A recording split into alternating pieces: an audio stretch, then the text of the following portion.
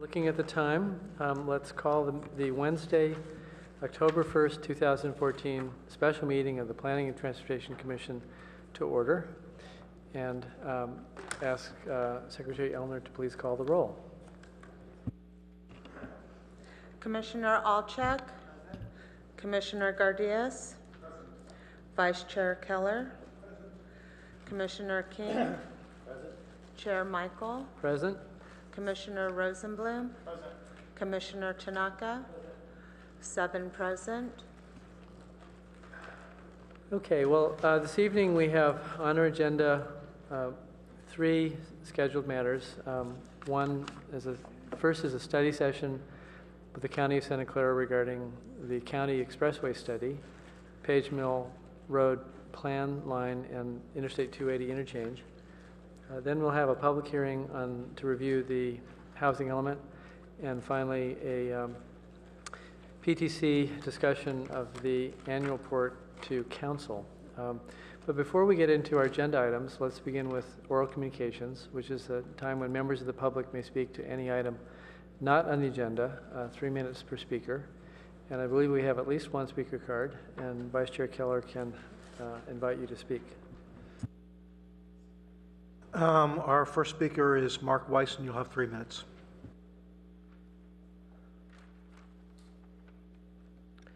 Good evening, Commissioners, Chair Michael, Vice Chair Keller, et al. I am Mark Weiss. I live at 1788 Oak Creek Drive in Palo Alto. I rent an apartment. Although I've lived here quite a while, on and off since '74. As it happens, I used to live in Barron Park on Chimilus, very near CPI, where people are still asking about that. But I'm actually here to talk about, as I was visiting some of my friends in that neighborhood today, I took the liberty of not going up Las Robles. Heading south in El Camino, I cut in through, I guess, a private property known as Buena Vista Mobile Park. And I can't remember how recently that was on this commission's agenda, but I wanted to say just generally, it is not the nicest part of Palo Alto, I have to admit, Buena Vista Mobile Park. And I have to, disclosure, I am a sworn officer of the city, in that for at least another 30 couple days, I am on the ballot, and I am running for city council. And I ran for this board twice. And I've been advised by council, your council, our council, not Dr. Silver, but her boss, to watch what I say on this. But I actually think it's a very deep moral issue. And as I drove by, I didn't look at these modest homes and say, gosh, these people are not like my neighbors at Oak Creek. I had the opposite reaction. I said, these are our neighbors, and they have humble lives, but they have interesting stories, I'm sure. I met a man named Saul. It's like the word Saul in the Bible, but he says Saul. Last night at another event, and his wife, I'm forgetting her name, Marabella. And I just sort of feel like we've lost an opportunity. Maybe it's not too late, but I wish months ago, leadership, I think the public sector could have reached out, maybe still can, broker a deal between the private property rights and what seems morally the right thing to do. And I think there was a bona fide offer to turn these humble renters through some kind of very liberal bank into an HOA, homeowners association, and I just wish we had done more. Maybe it's not too late. I'm not 100% fluent on where it all stands, and I hope I'm not wasting your time in that. Maybe it's not your purview, but I just want to say, generally speaking, that which you've done for the least of my brethren, so have you done for not me, but other prophets. I mean, I'm a Jew, and it is a Yom Kippur, but that's Matthew 23. You know, we should be looking out for the least among us.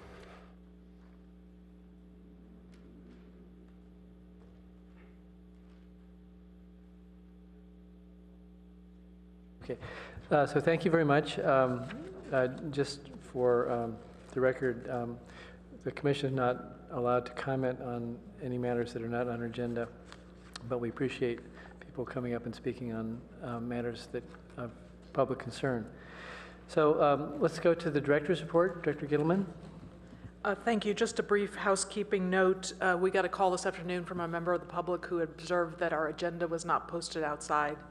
We did actually post it. Someone took it down. We got the call. We posted it again. So we think this meeting has been appropriately noticed, and we urge you to continue. In terms of other actions by City Council, there was no council meeting this week. We are having a full agenda next Monday. The council will have their study session on PC reform. So if those of you who are interested might want to watch that one. The council did get an executive summary that the chair helped staff prepare of your study session. So I don't know that you need to send a representative to speak, but we'll leave that to the chair if you want to do that. The other item, planning item on the agenda is the CPI health risk assessment that was done.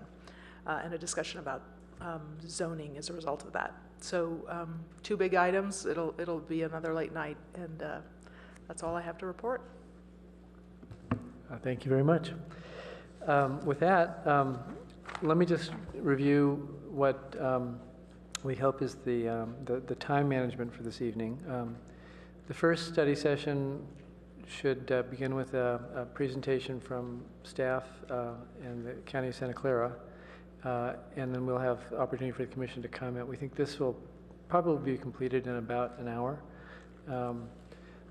So then we'll move to the public hearing on the housing element, which we also expect to take about 1 hour. Then we'll also begin with a staff presentation. So with that, let's move to the first topic on the agenda, and Director Jaime Rodriguez, Chief Transportation Official.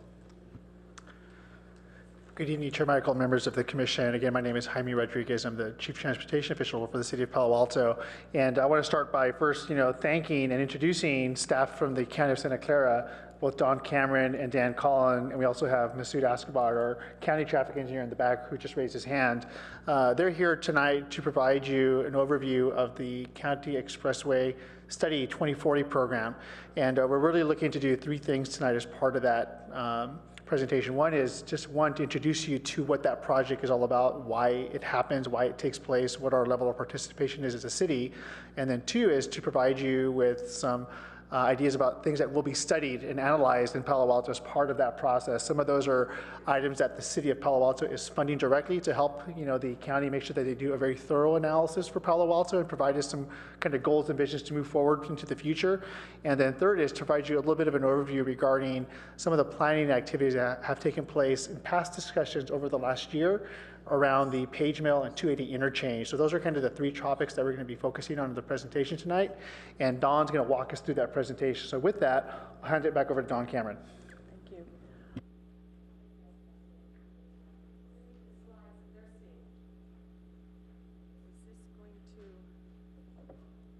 Okay, no, that's not what I'll need the keyboard, please.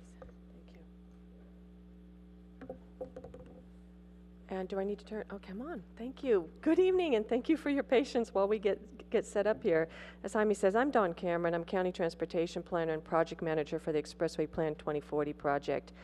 The first few slides we're going to go through tonight are the same ones that we did present to your City Council a couple of months ago, and I believe you had access to them in your packet. So I'm going to move pretty quickly through this information and then go and highlight some new information for you tonight, but we want to make sure we leave you plenty of time for questions, comments, and some discussion. So we're here tonight to talk about the county's comprehensive planning study we do for the expressways approximately every 5 years. We look at updating them. The purpose of this expressway study is well, let's talk about the expressway system. We have 8 expressways, as you see, throughout the county, covering about 62 miles of roadway. They are designed to supplement the freeways and relieve local streets of through and commuter traffic.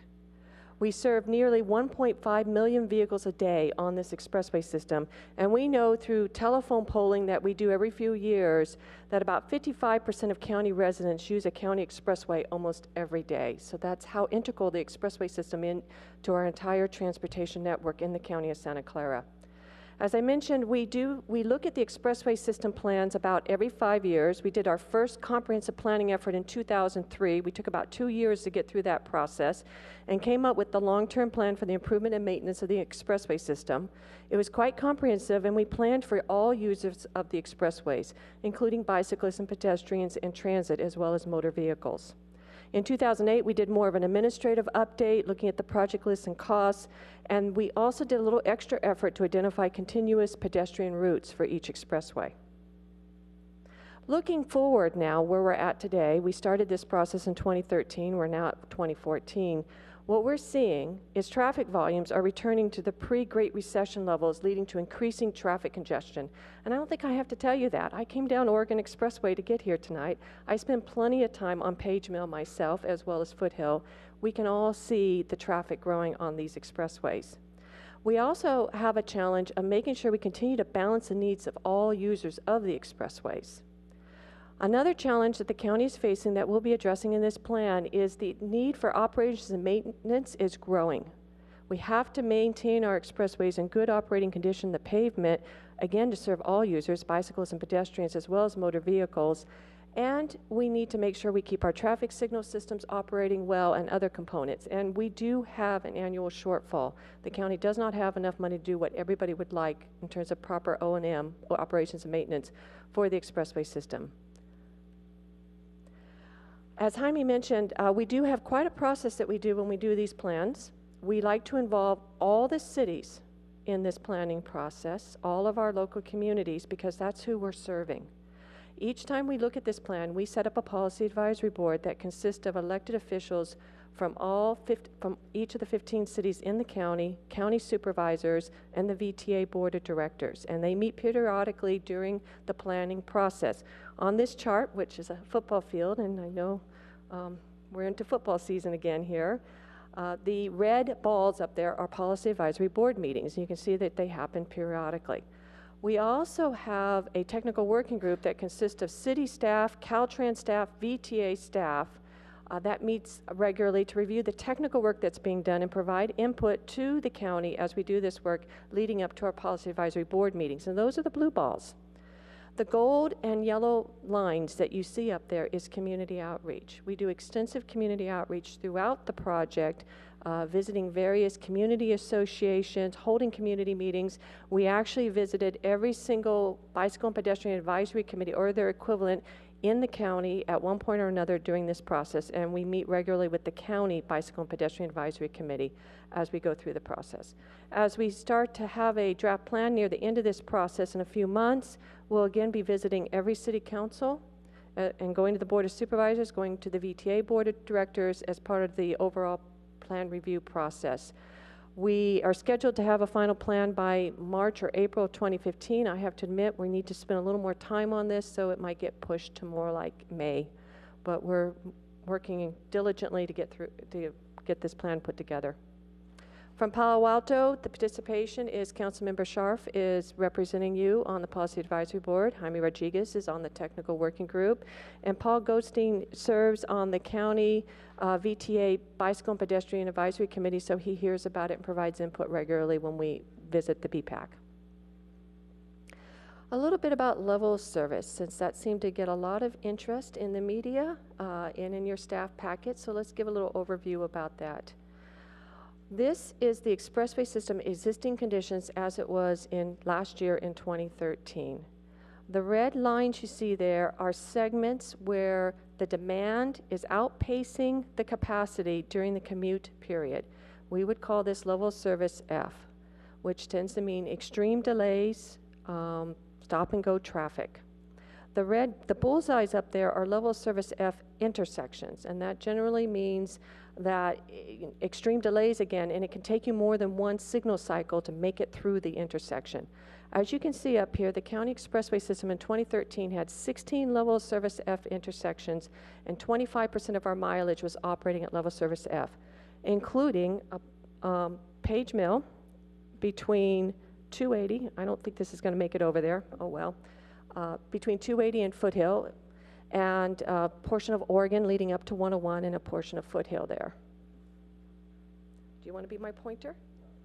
Okay.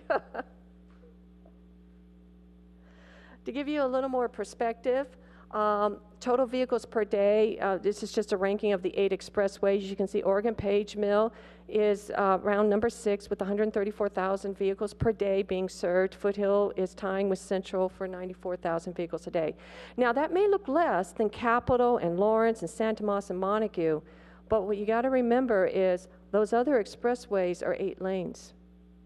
And Oregon Page Mill, Central, Foothill are 4 lanes. So they're carrying a lot of traffic with fewer lanes. Looking at the level of service F intersections in terms of rankings, Foothill has 2 and is sharing 1 with Oregon Page Mill. Now I went the wrong way. In terms of seconds of delay, you will see that Oregon Page Mill Foothill Expressway is moving up in the world. It is number 3 on our list of 16 intersections operating level service F, and it does have extreme delays out there during the peak periods. Foothill Montague is also rating as a level service F in your area. Now what we did is we did a traffic model projecting out to year 2025. How we did this model, we were using VTA's countywide model, is we assumed that all the city land use plans, this is cities countywide, all the jobs and housing that are planned to be added and where they're to be added will be added by the year 2025. We also assume that all the VTA's freeway projects that they're planning, such as the Express Lane project on 101, on 85, is built, is operational. Some of their transit plans are in place, such as BART to San Jose, the first leg. All of that's in place. What is not done is any expressway improvements. And we said, so what could the expressway's operating conditions look like in 2025 under these conditions if we don't improve them and if there isn't a significant shift in travel behavior over what you see today? And these are the results. We move up to 50 of our intersections operating at level service F, including more along, well, we have an additional one there along Page Mill and one on Foothill, Arrestadero.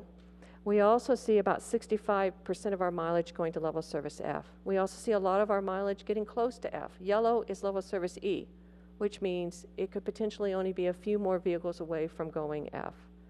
So those are the future conditions that we're looking for, we're trying to plan for in as many ways as we can. As part of this, we are preparing a program, an expressway study, a program level environmental impact report. We're actually doing it on the auspices of updating our county general plan circulation mobility element, and the expressway system is part of that element. So in that environmental impact report, we have a map and list of potential expressway system improvements. And for environmental assessment and further study only, we have this list of projects I'm going to go over with you in a moment.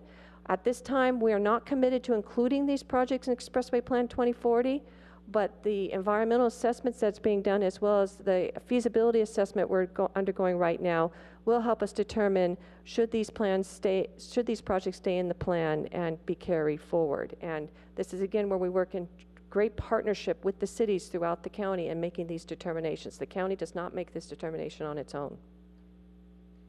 This is the improvement map for the entire expressway system that we are analyzing in the environmental document that is currently under consideration for carrying forward into the expressway plan.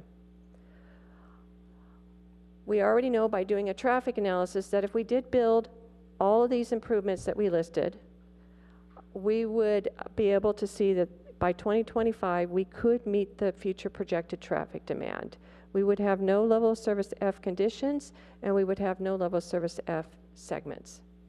Now that's the ideal world. This list of projects is far more than could be delivered by 2025 in terms of cost, in terms of deliverability, and some of them may prove not to be feasible. But this was our first check to see, okay, are these the right projects to start analyzing? Zeroing in a little bit on expressways in Palo Alto, this is the improvement list for Foothill Expressway, of which you have the kind of the western segment of Foothill. And just looking at the list of projects that you just saw on the map, and they are in your handout, we are looking at, for Foothill and Arrestadero, the possibility of a grade separation. And in this case, we are developing concepts. They're not quite yet ready for prime time, but in all of them, based upon the requests of the city and community preferences, we would be looking at taking Foothill down, not creating any massive overstructures or anything like that. We want to be sensitive to the fact that this isn't a residential area. So we're trying to develop various concepts, including possibly roundabouts, that could help meet future traffic conditions for Foothill or Rastadero, as well as build into them improved bicycle and pedestrian crossings of Foothill Expressway for all those high schoolers that need to cross at that location. So how can we meet the needs of all the users in this area, bikes, pedestrians, and motor vehicles? The rest of these improvements are within the Los Altos area. They're there. If you have any questions about them, we'll be happy to answer them later on, but we'll move on so we can stay focused on Palo Alto for the time being. So we're going to talk a little bit about Oregon and Page Mill Expressway and the list of improvements that we're currently studying. Starting from the east and working our way west, or from 101 down to 280, we are looking at what kind of improvements can be made at the US 101 interchange for where Oregon and Embarcadero and 101 all have to come together and merge together. Are there ways to redo that in terms of weaving and braiding the ramps so that it can function more efficiently, and we could start to deal with some of the queue spillback that we're seeing on the expressway that I even saw tonight driving here, of people trying to get on 101. So we're working with, as we develop this concept, we'll be meeting with Caltrans and presenting it to them as ideas, and then working with the VTA to see what we can do to get this into a highway program, as well as looking at it as part of our expressway plan. We've had in the plan since 2003 the need to eventually reconstruct and modify the Alma Bridge structures that go over Oregon Expressway. We're aware that's a lot of vehicle operational issues there, safety for bicycle and pedestrians because it's way too narrow for them to go under those structures. That's a major undertaking. It's just, it's not something we see being done in the short term, but we'll keep it on the needs list. But we are looking at some interim improvements that we hope to share at an upcoming community meeting that could address some initial operational issues and help to make that underpass area function a little more safely and effectively. We're looking at the next set of improvements, El Camino down to I-280. We're going to spend a moment on going through, so I'm not going to list each and every one of them. But these are the improvements where Palo Alto has contributed funding to help us to do a more detailed analysis of what's feasible and possible than we would have normally been able to do in the Expressway Plan project itself. So we're going to share that with you in a moment, and then we'll spend a little time talking about the I-280 interchange. So the first part of what we're looking at in partnership with Palo Alto is improvements at the El Camino Real intersection. And there's basically 3 key improvements we're looking at to help it function more effectively. Number 1 is the westbound left turn movements, as you see here marked as number 1. We want to extend the dual left turn lanes back. Right now it's just a single left turn lane that goes all the way back. But if we can move the second one back, you will find that we'll have a lot less backups on westbound Oregon as they want to travel and turn onto El Camino Real. We're also looking at that curb marked number 2 where the AT&T building is, that is so tight that trucks, I mean you can see the tire marks that trucks and others kind of go over the curb when they make the turn. So we're going to look and see if we can bulb it out, improve the radius so cars and trucks making that turn stay off the sidewalk and keep this area as pedestrian friendly as possible.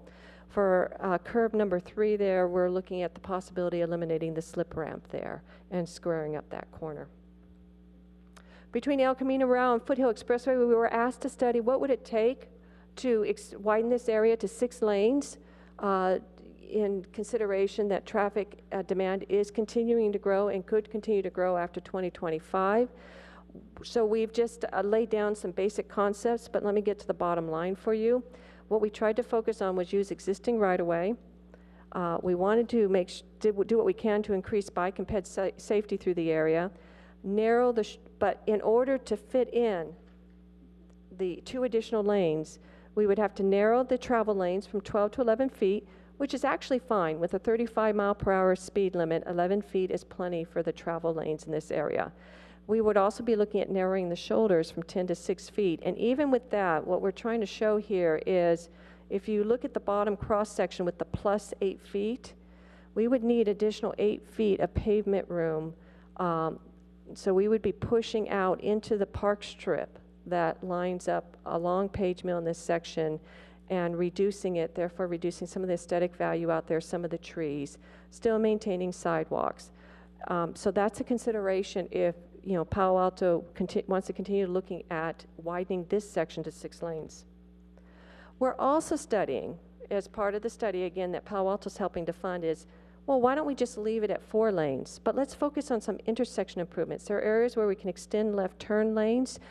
We can avoid a level service F intersection at, I think it's Hanover, just by making these intersection improvements.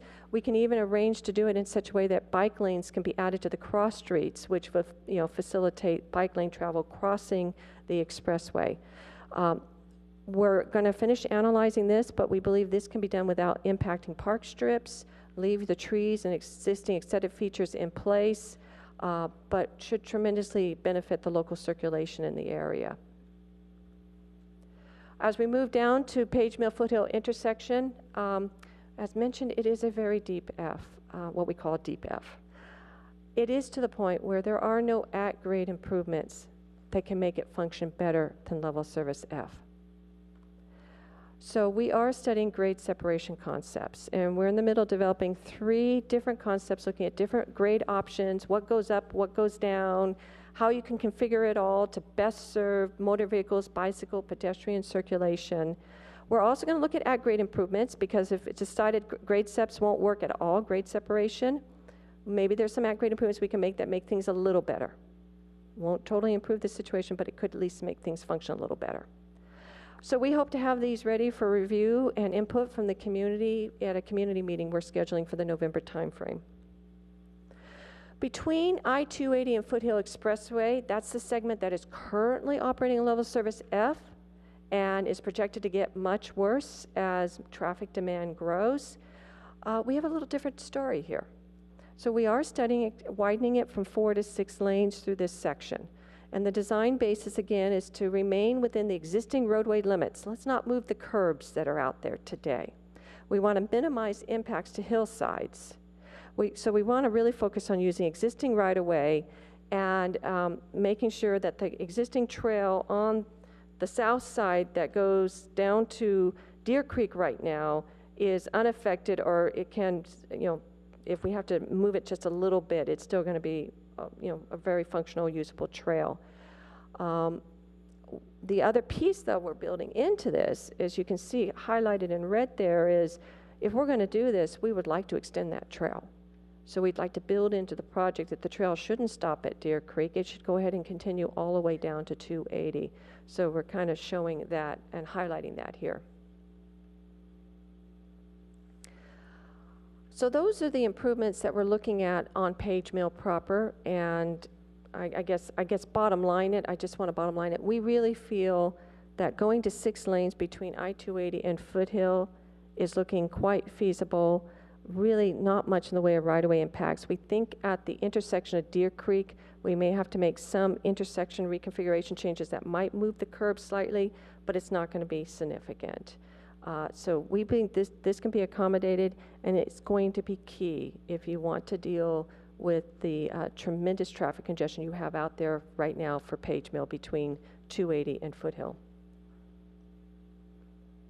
So let's talk a little bit about the I-280 Page Mill interchange. This interchange has been the subject of discussion and study, I want to say at least 20 years. I can remember even from the beginning of my career as a transportation planner for the county, which was more years than I'll name, issues were coming up, concerns were coming up. How can we best facilitate safe bicycle travel through this area?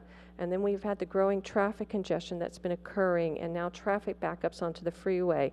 So there have been various times coming in trying to make some interim improvements to facilitate traffic and bicycle flow through the area. Meanwhile, everybody kept saying, we need an ultimate plan. We need something that's really going to address the needs out there over the long term. In 2003, as part of the 2003 Expressway study, we did come up with a concept for reconfiguring the interchange, but it was just a concept, did not undergo a thorough feasibility analysis or traffic analysis, but we put it in the plan. And then recently, Caltrans came up and said, because of their concerns about the ramp backups, especially for 280 southbound off-ramp that were happening with the stop signs there, that they were interested in putting a signal in place to help move the traffic off that ramp faster, so to eliminate a potential safety hazard on the freeway itself. But as various, the city's staff from Los Altos Hills, Palo Alto, the county, and Caltrans continue to look at this, we said it needs more study, a little more work. In the end, what happened is, while we were in the middle of the Expressway Plan 2040, the county said, we really do want to stand back and look at this more holistically and as a corridor approach for all of Page Mill. So this is a special study that the county is funding, working very closely with the cities involved and Caltrans and VTA. And we are taking a corridor approach. So we want to study whatever we do with the interchange over the long term in relation to what's going to happen with Page Mill. We need to expand our concept planning to include the park and ride lot that's there, where there are a lot of circulation problems in that area and conflicts, and look at how this affects the Arrastadero Road intersection down there. We want to work on what can we do to refine those previously identified improvements to address maybe some of their weaknesses, so we can figure out what's the best concept, and then end up with an overall concept plan. And we have a technical working group meeting going over this. So let me give you a feel for what we're really talking about here. This was the Caltrans proposal to add signals. So the red areas are kind of highlighting that originally they wanted to add a signal for the southbound off-ramp, and then they agreed, working with specifically Los Altos Hills, and then with the county, and then Palo Alto came in, and we had some discussions as well, to add a signal for the off-ramp for northbound 280, just for the left turn movement, and then working further again and hearing community concerns, adding a few pedestrian improvements. And then we all got together and said, well, there's more. This does not fully address the bicycling needs through the area and address those bicycling conflicts. And those green circles are enhancements that we asked Caltrans to consider, and we also said maybe we have to consider adding over the long term, including the idea of maybe a cycle track. So we can remove the bicycle conflicts as they try to cross those free-flowing on-ramps for the expressway, for the freeway, from the expressway to the freeway, if they were in a cycle track. So that was a concept that was put out there. Now, in looking at the advantages and disadvantages of this, what we found was, in advantages, yes, you can implement that in phases, starting with the southbound off-ramp signal, and Caltrans is prepared, and they could move forward fairly quickly to construct that in a shorter time frame. The disadvantage is, with the 2 eastbound lanes already over capacity, adding this signal that sends more cars faster onto eastbound Page Mill cannot be handled.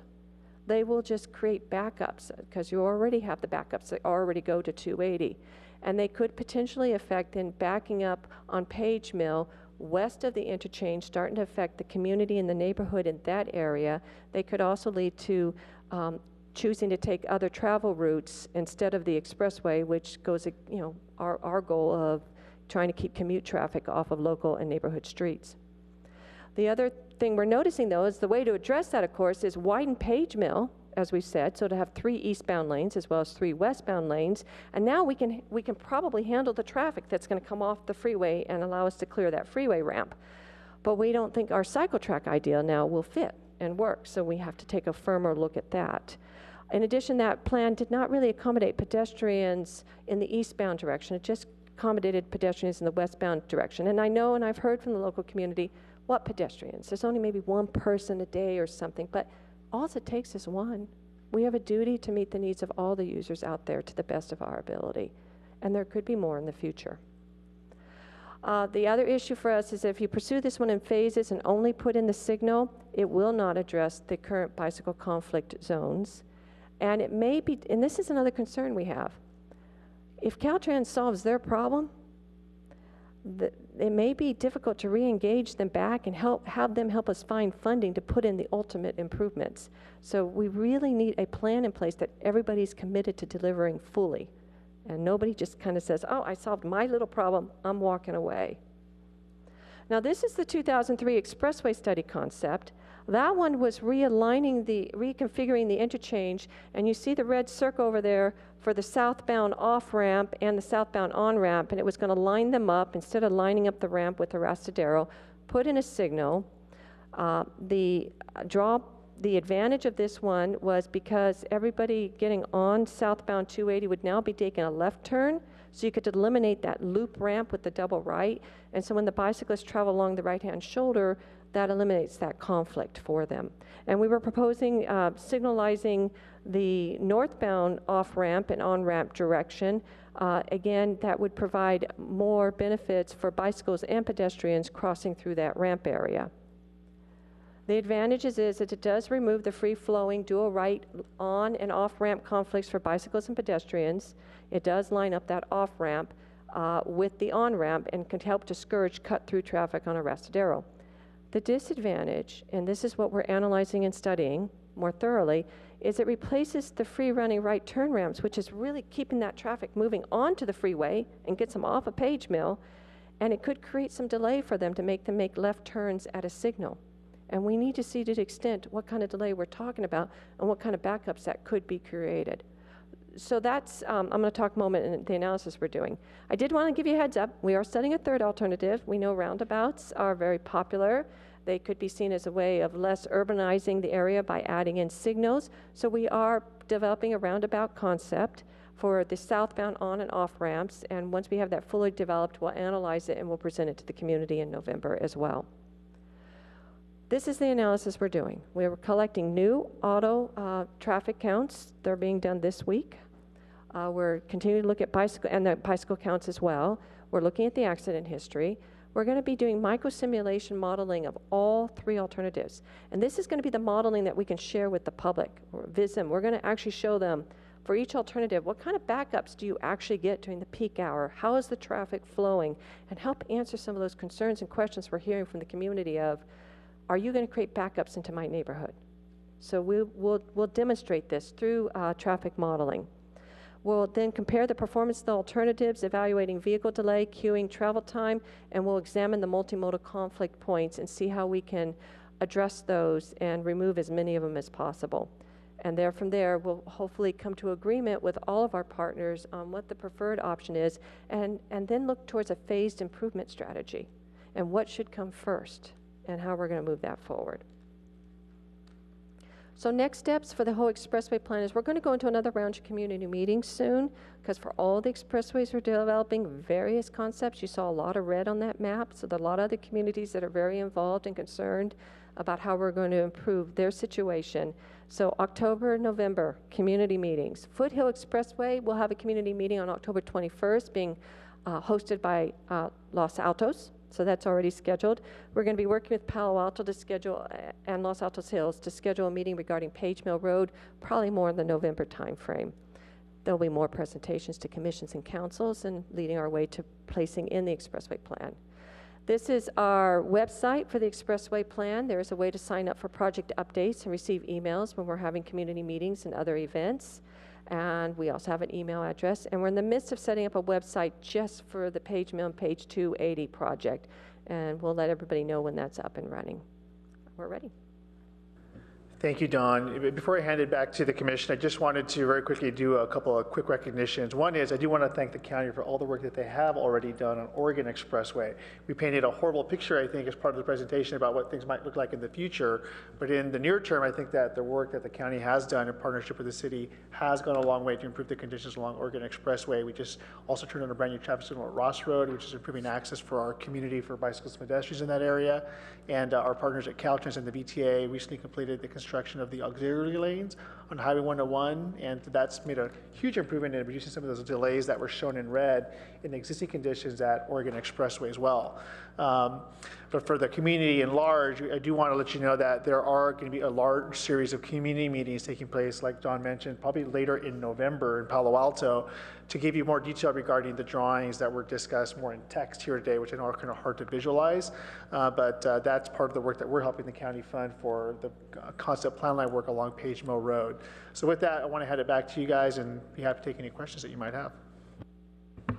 So I'd like to add my thanks to the county and to Don for your hard work and excellent presentation. I believe we have two speaker cards for members of the public who would like to speak. Let's maybe start there.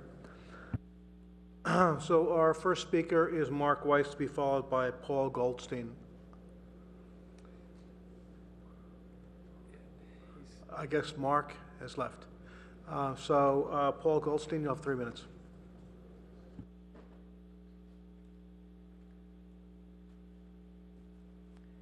Hi, I'm Paul Goldstein. I am the Palo Alto representative to the VTA and County Bicycle and Pedestrian Advisory Committee. I'm also a member of the Palo Alto Bicycle and Pedestrian Advisory Committee.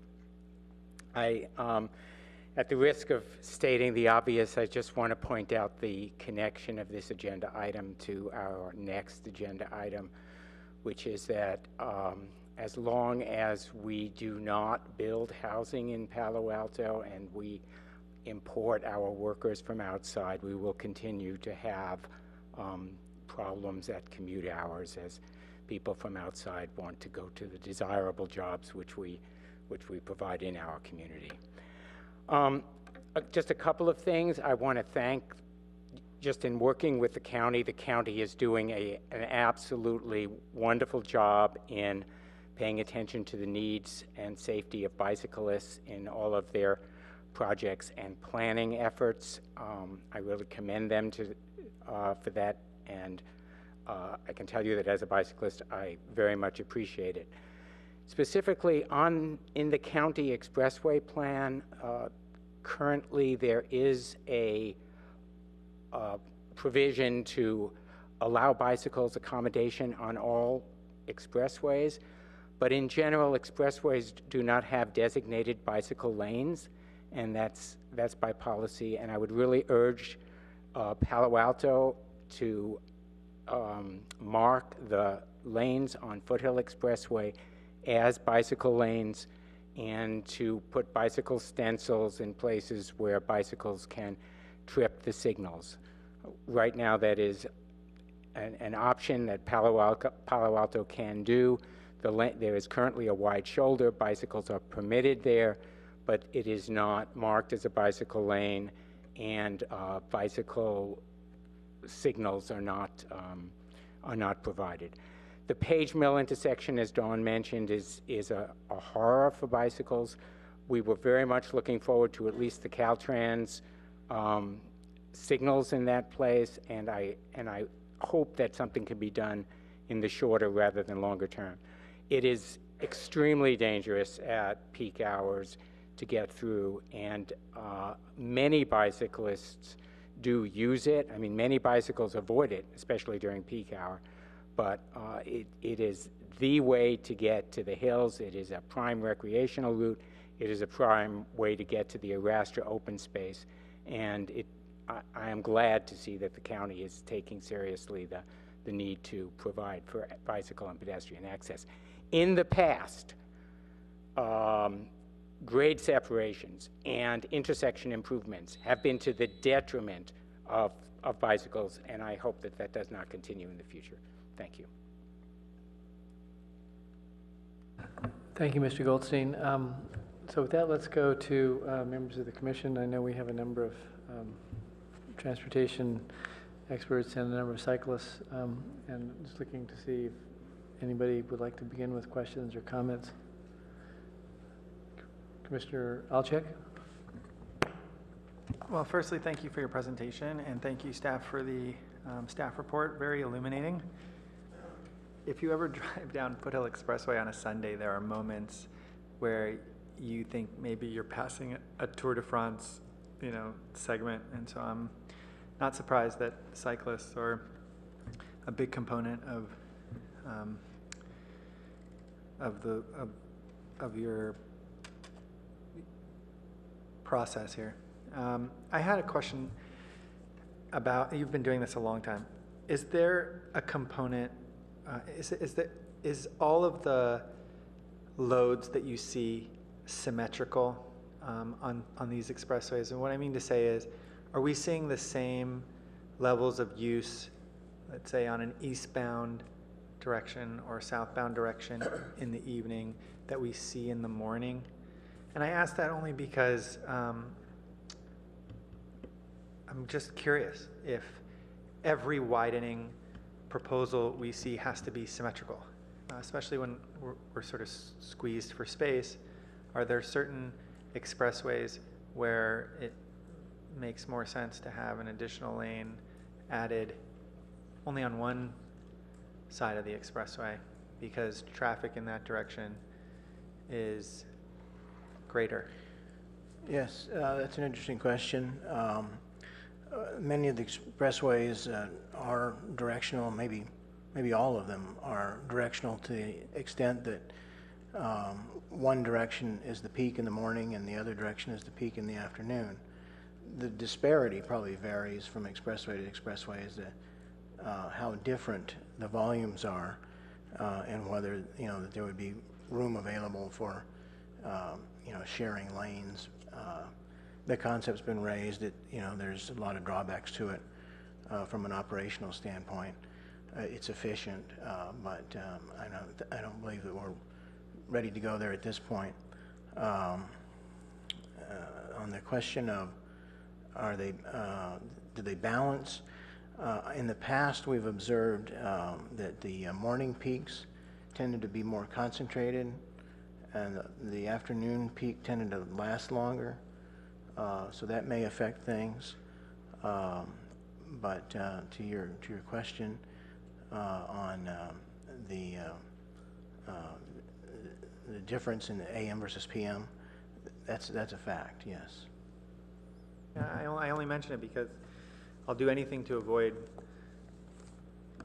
Foothill southbound in the evening, after hours, just because it seems like from Page Mill to Grant, it's sort of a nightmare. But I don't have the same fear in the morning traveling northbound, and that's the only expressway I'm really familiar with from personal experience, and I wondered if we experience the same thing on Oregon Expressway, for example, where adding the lanes that you showed tonight would be very difficult with the space we have, in which case maybe we only add a lane on the side that experiences an extended, I'm not suggesting but maybe a proposal could consider adding a lane on the side that has the more extended problem. I understand your point. I think it's a good one, and we'll consider that. If we have the opportunity to make a significant improvement in the level of service by addressing just one of the peaks, because it's more significant than the other peak, that could possibly be an option.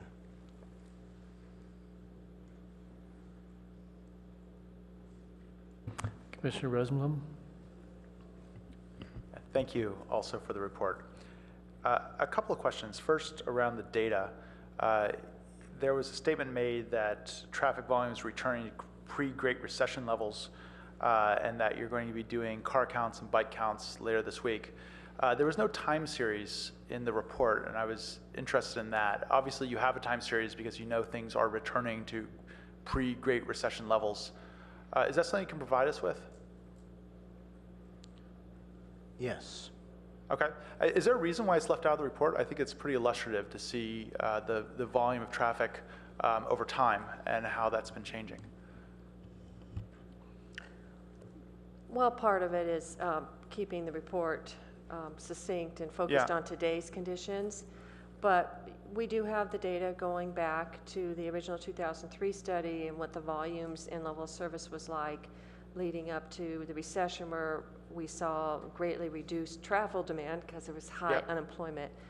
What we do know, for instance, just to give you another data point, is because we have traffic cameras now on most of our expressways that can actually count traffic all the time. We did a quick comparison, and we know that between 2013, when we put this data, and a check that we just did a couple weeks ago for 2014, we know that volumes on the expressway system overall has gone up 6% in just 1 year. But we're lower now than we were pre-Great Recession, is that correct? We are just about where we were back in 2001 in terms of volumes, and now we're growing from there. Okay. One of the things that has changed, though, I just need to, when we looked at the analysis and data, is some of our areas of need have changed. And the reason why is land use planning has changed tremendously since what we were seeing 15 years ago. with OBAG, or One Plan Bay Area, and the encouragement for all the cities in the county to not only take on the lion's share of the growth for the Bay Area in terms of housing and jobs, but to really focus it and concentrate it along major transit corridors and so on, that of course shifted all the travel patterns. So it's interesting to us that back in 2001, when we projected out to 2025, to 2025 again, we were seeing there's going to be 50 level service F intersections, and about 50% of our mileage will be operating at level service F. We're showing that again, and we're on that trend again, but there are some slight location differences because the land use plans have changed. Okay. And let me just understand if I understand this level of service metric correctly. So at the worst hour, the worst intersection is 119-second delay, so 2-minute delay. Is that correct? So is that how I understand it? That are in the worst, the levels are the worst level at that particular intersection. So I would expect to wait 2 minutes at rush hour at Oregon Express and Foothill. What you're reading there is what's called average delay per vehicle during the commute peak hour. Yeah. So what that means is that for a vehicle heading in the direction where they can make it through in one signal right away, there's another vehicle that might be stuck waiting 5 or 6 minutes. But the average is so about when you 2 average minutes. among all the vehicles, that is the average delay of getting through that intersection. Okay. And then my final question is, do you have a ballpark for what it costs to widen a street by 2 lanes for the length that we're talking about? And by ballpark, I mean order of magnitude in sort of 1-10 million increments. We will have that in the next couple months as we continue to do the study work that we're doing. That's one of the steps, is to come up with an order of magnitude cost estimate, because we need that for all the projects that we're putting in the plan. But are we talking about tens of millions of dollars? Is there some level that we're talking about? It really depends upon a situation. What we found in some cases, we've talked about widening expressways where, again, right-of-way was not needed, and it was, the lanes could be squeezed in. And I think Almaden Expressway, we were able to do that one for... Well, it totaled up about 10 million. About 10 million, But, yeah. Closer to Palo Alto on Central Expressway, we've done some auxiliary lanes where we're not buying right away. It had been planned for the third lane to fit in the median, so we were doing widening and just empty ground. We did those segments for probably $1.5 to $2 million each. Okay. Yeah, I have I'll make comments. I want to let the rest of my colleagues have enough time. I'm very deeply suspicious of widening roads. I think it's costly, it's ugly. It's my experience, whenever you widen a road, that traffic fills the newly widened road and renders it often somewhat ineffective. It squeezes out potentially other uses like cycling. It squeezes out other investment like transit. And so there's alternatives to use the money, and this is the piece of the plan that makes me feel least comfortable. There's lots of good in this plan, but if our plan to reduce my average waiting time at peak hour from 2 minutes to 1 minute, I'd rather not be widening lanes if that's the benefit, the net benefit that I and the other commuters going through get. And that's the piece that, as a commissioner, I'm most suspicious of. And this is a study session, so we're not making decisions, but just to let you know where my kind of flags get raised. So just, if I may, just provide you just a little more perspective on the impact of when you have an intersection operating at level service F. One of the observations recently of what's happening out there today is that as you start to hit the end of the AM morning commute eastbound on Page Mill, going from 280 up to Foothill, that intersection operating at F, the way it's doing right now, is you start to see backups. Because, again, it's that average vehicle, but some vehicles are experiencing a lot more, usually the one in the key direction, and the backup starts to flow. And one recent observation was, by the time you hit the end of the morning peak, the backup had flowed all the way back to 280 and back up onto the northbound ramp. You could just see the cars were That just, should be reflected in the average wait time, right? well, it's reflected in different ways. You know, level of service, Jaime is far more knowledgeable about this than I am. Level of service is a way to tell you what the delays are and what maybe your motor vehicle user is experiencing. It gives an idea of vehicle over capacity for the segments, volume over capacity, that type of thing. But there's observations you can make also to see the general impact you have if you have more demand out there than you can accommodate. And Jaime, did you want to add anything? I did, thank you, Dawn. Just a couple quick points. You know, when it comes to level of service, we've said this a couple of times, but it's not something that you can understate, in that level of service, when you see it as a measure on a project, it's what's called an average level of service. And to Dawn's point, you know, an average delay of 120 seconds here, that's just as an average. If you're traveling eastbound in the afternoon, westbound back towards 280, you're likely experiencing closer to a 5 to 6 minute wait. You know, but if you're, say, coming from Stanford towards Los Altos Hills, you're probably only waiting 1 cycle or less. And so it is an average, and it is just a type of measurement tool that I think long-term, I think that we as a community are going to have to kind of reconsider. As long-term, is the level of service the right measurement for us? That's a topic of another discussion for us later. But the point I wanted to make in response to your comments, Commissioner Rosenblum, is that part of the issues here for us is the widening is less widening for lanes, it's more widening to accommodate alternative modes. And in this case, along Page Mill Road in the south side of the street or in the eastbound direction, there are no pedestrian or bicycle facilities, and that's a big issue for us. It's a big issue for me as the transportation official for the city, and it's something that we've been really working on closely with the county.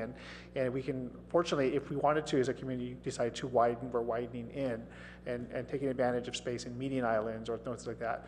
But in order to provide safe bicycle pedestrian alternatives, provide improved transit, we do have to widen out.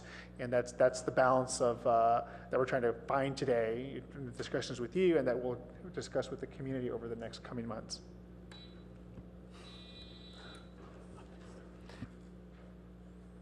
Commissioner Gardias. Thank you, Mr. Chairman.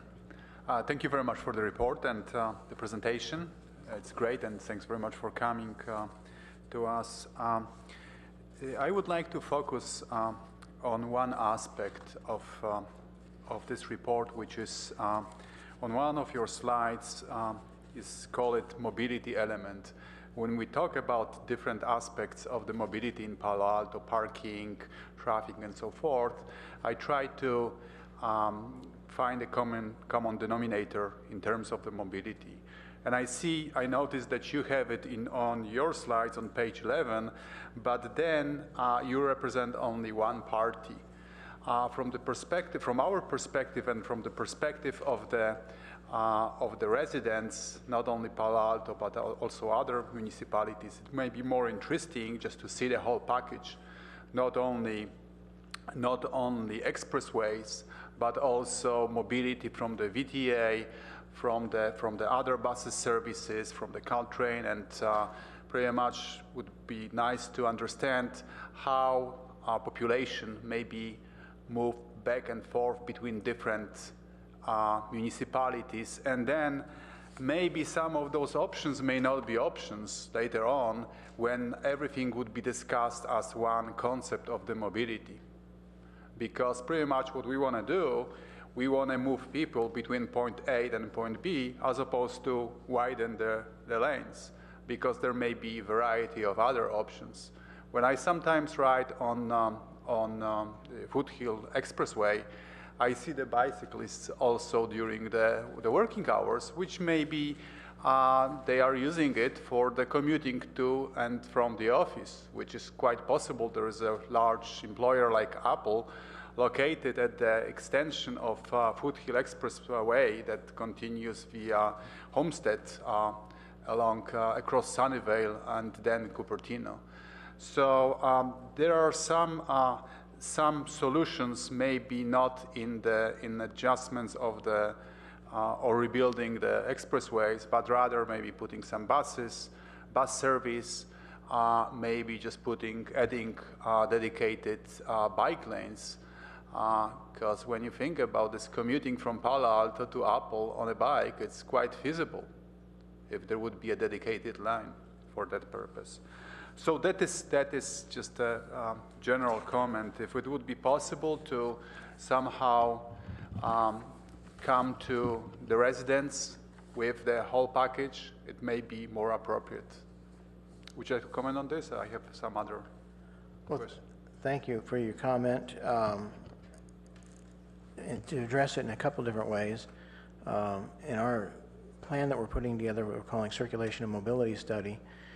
The expressways are one element of it. We also have to look at the South County, where we're not only talking about peds and bikes, but we also have an equestrian element. Now, we don't have the equestrian element here, but it is, it is an inclusive effort. We are working with VTA and have VTA on our technical committee. We certainly have, on some of the expressways, we have the bus carpool lanes, and we've encouraged VTA to make better use of them. But they put the buses where their customers are, so that's something that's sort of worked itself out.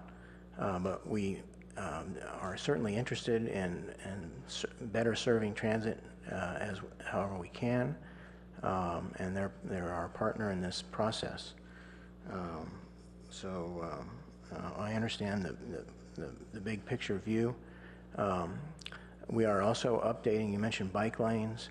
We're updating our bicycle accommodation guidelines to include some optional treatments.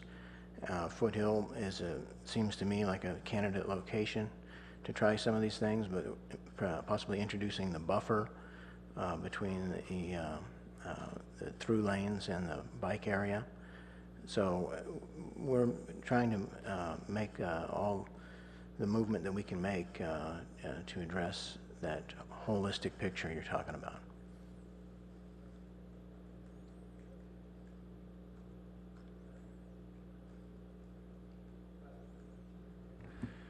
So last point is just one detail, right, about something else, right? So that cross-section of El Camino and Page Mill Road, it may be crucial for our town and may be a reason for a dedicated study, because we may be seeing it a different way.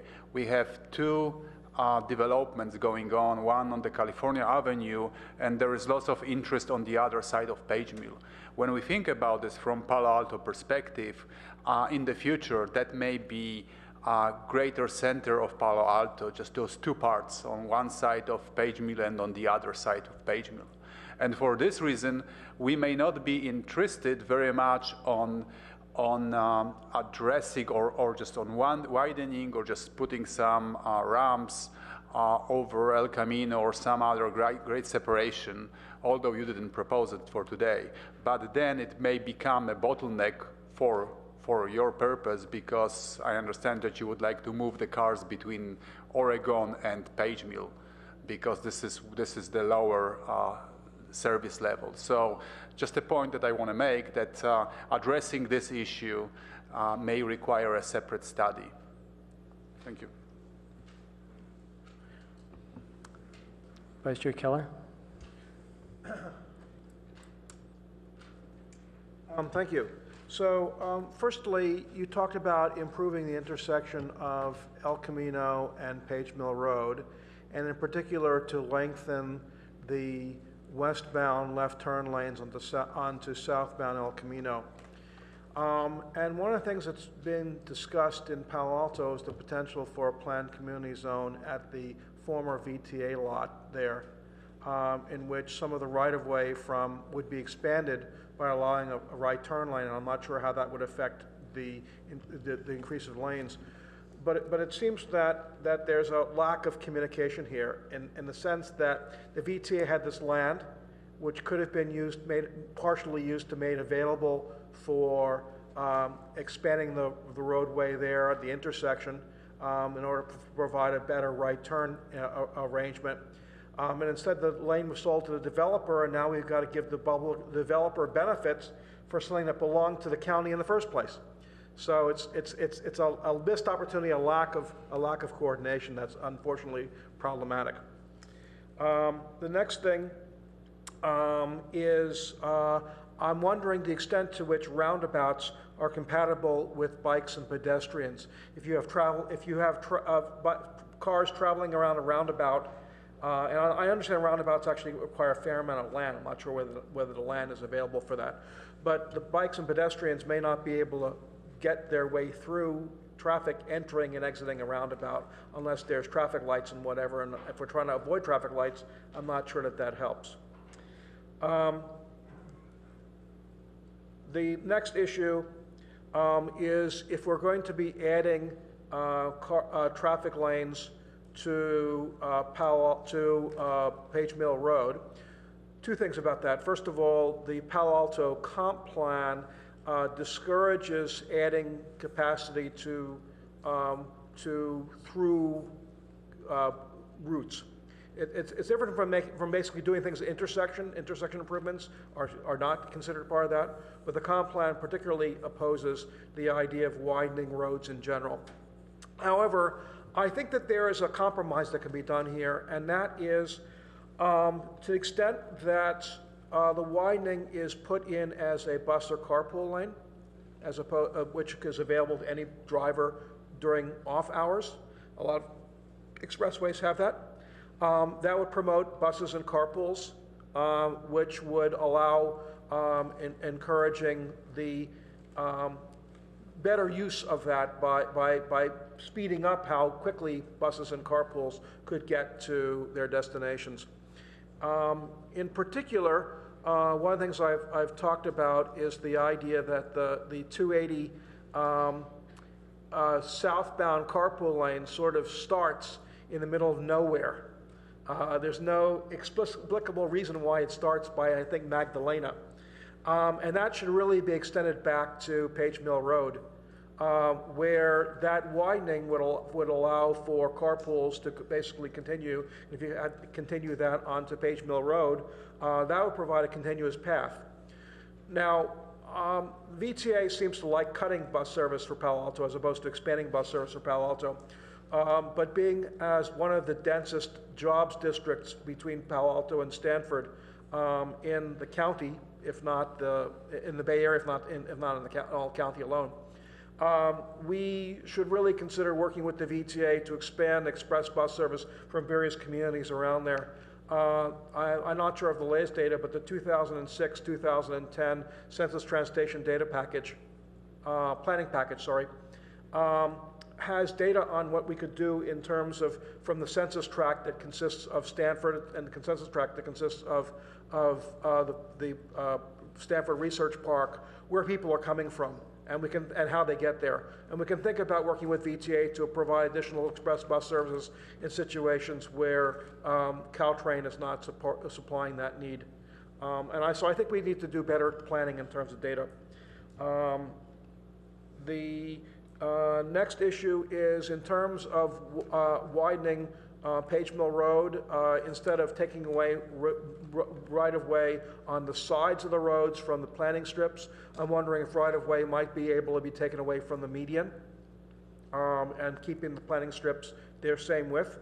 That might have to change near intersections, but at least you don't need the full width, full 14 feet, I think it was, at intersections. I mean, in between intersections.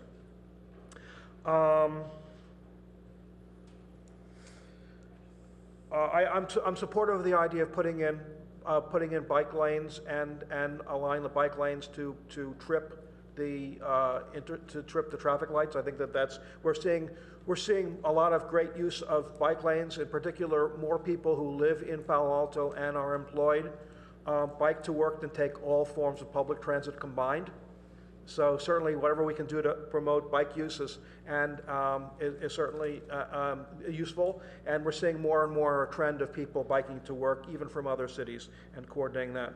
And the last thing I'm going to mention is that there's a discussion about the Alma Bridge structure.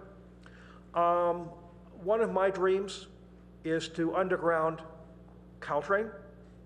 And if that's done, perhaps there's an opportunity to have underground Caltrain actually through that process, and maybe flip the Alma Street and Page Mill Road, Oregon Expressway intersection so that Alma Street goes underneath and Page Mill Road goes on the surface.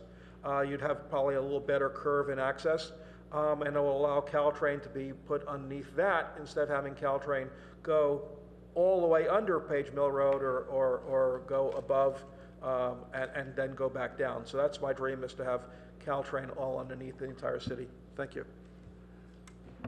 Commissioner King? Thank you. Thank you for your report.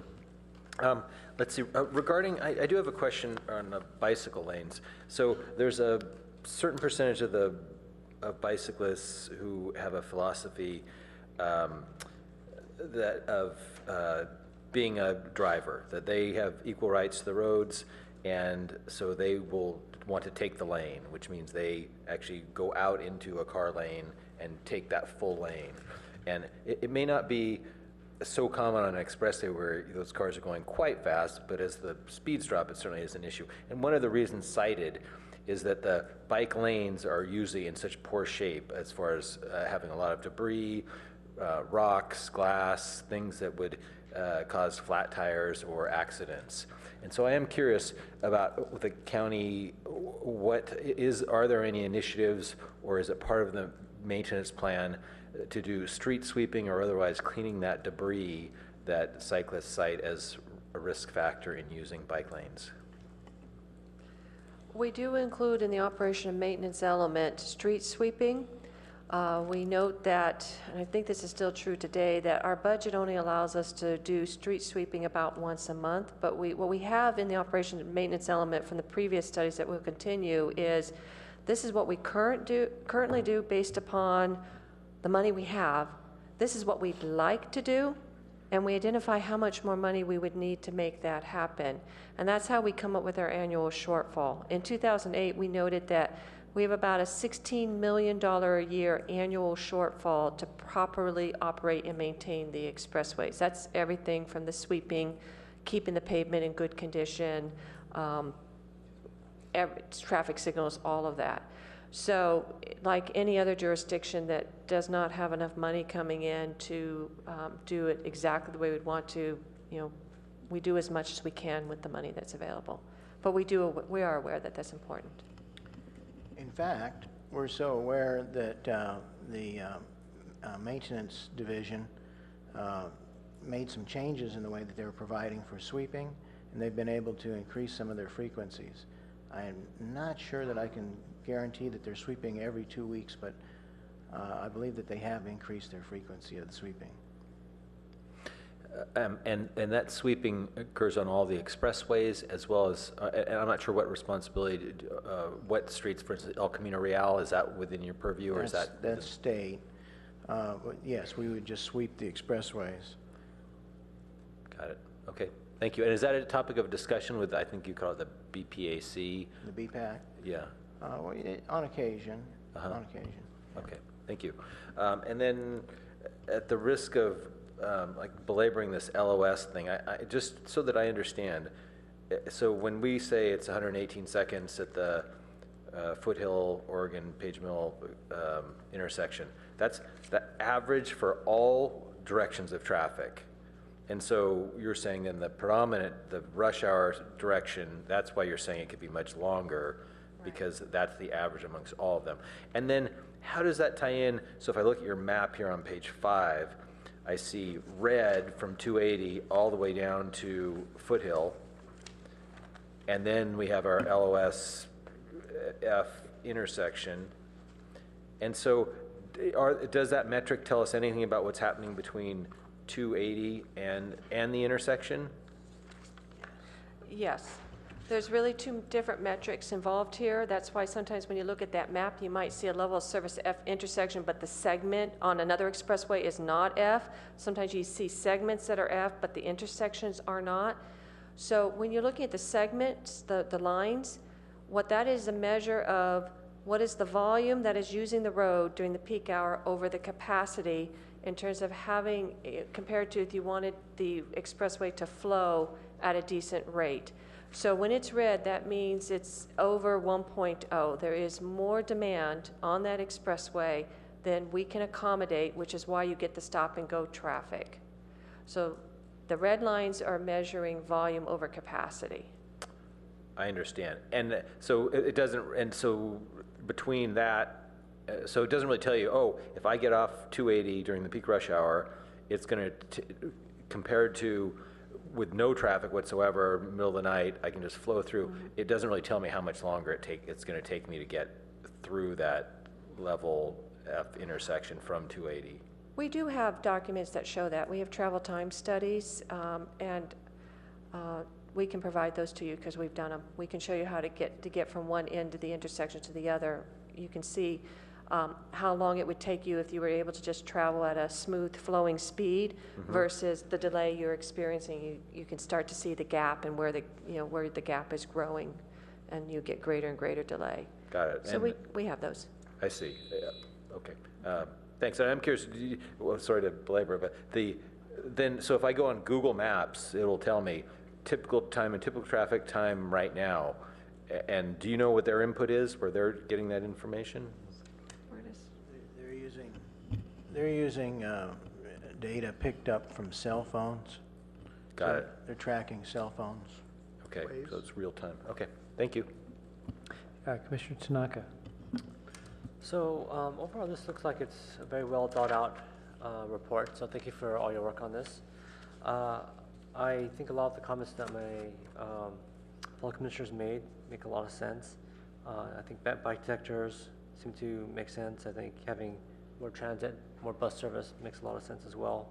I like how, definitely I think the 280 South to Page Mill is an issue, and I think fixing that is important. I think the El Camino Real and Page Mill intersection is a troublesome intersection. I think it seems like you guys are trying to fix that as well. So I think that's all really good. I know that you're still doing a lot more outreach to the neighborhood, but I was wondering if you could just talk about what's been the feedback so far. Could you repeat the question? Yeah. So I think as part of this plan, you've started to do some outreach. Correct. And I think probably more is going to continue. But I was wondering if you could tell us what have you heard so far from the neighborhoods about these changes. I mentioned Lawrence. Okay. Well, so our initial set of outreach for the whole expressway studies, we did a whole series of open houses back in the spring where we brought data information to the community, but we didn't bring possible solutions, and we asked them to share with us, what are your concerns, what are your issues, because that came another data point. And we've used that as input in taking a look at where we want to look at possible improvements. Actually sharing the improvement concepts and so on with the community, that is what we're planning to do now. As I said, the next round of outreach in October and November. For all the expressways, we are going to be going out and putting up the various concepts and ideas and getting input. A couple things I've had both of them whisper to me to point out. We had a special study done for Lawrence Expressway in the Sunnyvale, Santa Clara area. That's another example where both cities put in money with the county so that a more detailed study could be done for grade separation. That area of Lawrence is carrying freeway level traffic, and its congestion far outstrips what you're experiencing on Page Mill, I have to tell you. And neighborhoods are starting to suffer from cut-through traffic of people trying to avoid Lawrence. So they really want something done about it. So we did extensive community outreach there and really worked with the community, come up with different options and concepts to the point where we came up with a whole new grade separation design that has not been tried anywhere before, that puts all the turning movements through the median and removes all the conflicts for the bicycle and pedestrians that want to travel on the right, that travel. And we're actually looking at Class 1 bike ped trails on both sides of the expressway through that area, and with special bike ped bridge ramps to the cross streets. And now the cross streets are so much easier for bikes and peds to deal with because they don't have to cross a 12-lane expressway. They're crossing a 3-lane signalized ramp. And all of that, and how we came to that was extensive community outreach, and we had like 3 community meetings well attended, and the community is very happy with what's being proposed. It's very expensive. It's going to take a lot to deliver it and get the money for it. This is what our goal is for every expressway. So as Jaime was mentioning to me, because Palo Alto has put in extra money to do more design work for Palo Alto in terms of the Page Mill area, what your community is going to see is concept plans that more clearly lay out, this is the space and area for the pedestrian, this is for the bike, this is how the cross streets are happening, including where bike lanes exist or want to be added on the cross streets, and we'll be able to share that with the community, the upcoming community meetings. Not all the other communities in the county are going to get to see that level of detail because we don't have the resources to go into that level. And Don, if I can just kind of add on to that comment, like one of the big benefits of us having invested as a community in the development of these concept plan lines is that we are going to build consensus, well, you can't build full consensus, but at least provide visuals about what we want to build towards. But that's the tool that we need so that as development does occur in the future, it's the tool that we need to be able to negotiate with those future developers to say, hey, this is the space that we need, and to show why. And I did want to just very quickly respond to Vice Chair Keller that, we coordinated a lot. We sat in a lot of meetings together, Don and Dan and I, and Masood, talking about what happens with this VTA lot that you mentioned earlier, Vice Chair. And I can tell you, we really thought that out. It was really kind of studied way before you guys ever saw that project come to you. And the level of work that we're doing now will help us with any other project that comes down the pipe in the future along Page Mill Road. One last question is, what are your thoughts about the possibility of funding all this work later once these great plans are brought in and kind of validated? I don't know if staff could talk a little bit about that. There are a few funding sources that we tap into. The first step, of course, is identify what you want and what you want to do, and then you can achieve them. One of the key ways are in terms of if any project needs right-of-way, we find it's what Jaime mentioned. By identifying what our needs are in the plan lines, we can work as redevelopment happens to preserve the right-of-way for the future improvement. That makes a big deal. The other is traffic impact fees. We have several projects along the expressways that have been funded through city developer traffic impact fees, and that's been a very successful. And then we compete for grants. We compete for federal grants, state grants, wherever the money opportunity presents itself. There are also, of course, from time to time, local initiatives such as sales tax initiatives and so on that, again, if you know what you want to do, you've identified it, and you have community support, we position the projects then to receive a share of any new local funding initiative that may come up. Just to also note is that there are traffic impact fees that have already been collected in Palo Alto for a lot of similar type of improvements that are planned there as part of the Stanford Research Park traffic impact fee. And so that would be our opportunity to, again, continue to partner with the county to advance some of these concepts into the design phase or eventually a construction phase. And I just have to say, I consider it a personal achievement in my career that I got the county to even consider an 11-foot lane. So it took me 8 years to do that, and I finally got it on Page Mill Road. Okay, so I'd like to join in thanking you for making the report this evening on the Expressway Plan 240.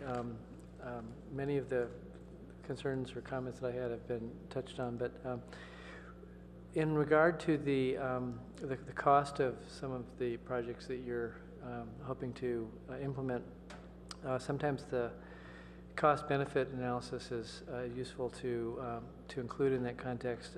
And if there's a delay for level of service being unsatisfactory, what's the economic impact estimated of the cost of the delay, and also the additional greenhouse gas consequences of the stop-and-go traffic would be helpful in terms of public understanding of the affordability and the desirability of what you're going to do. Paul Goldstein mentioned the as a segue into the housing element, perhaps the jobs housing ratio. Whenever this comes up, I always wonder what change exactly would be feasible to ameliorate whatever situation we happen to find ourselves in now. We know that housing demand in the city is very high, with a forecast in the housing element that we'll consider maybe a 1% increase per year over the next decade or so, which is a pretty modest rate of change. And whenever I see the list of the top employers in the city, beginning with Stanford University, Stanford Hospital, the city of Palo Alto, the world's biggest law firm, et cetera. You wonder, and I, having been through corporations which had 10% RIFs or, you got cut in half, are we hoping to sort of have the economy cut in half in order to achieve some, ideal ratio? So I always wonder, so I just want to put that out there as a great curiosity.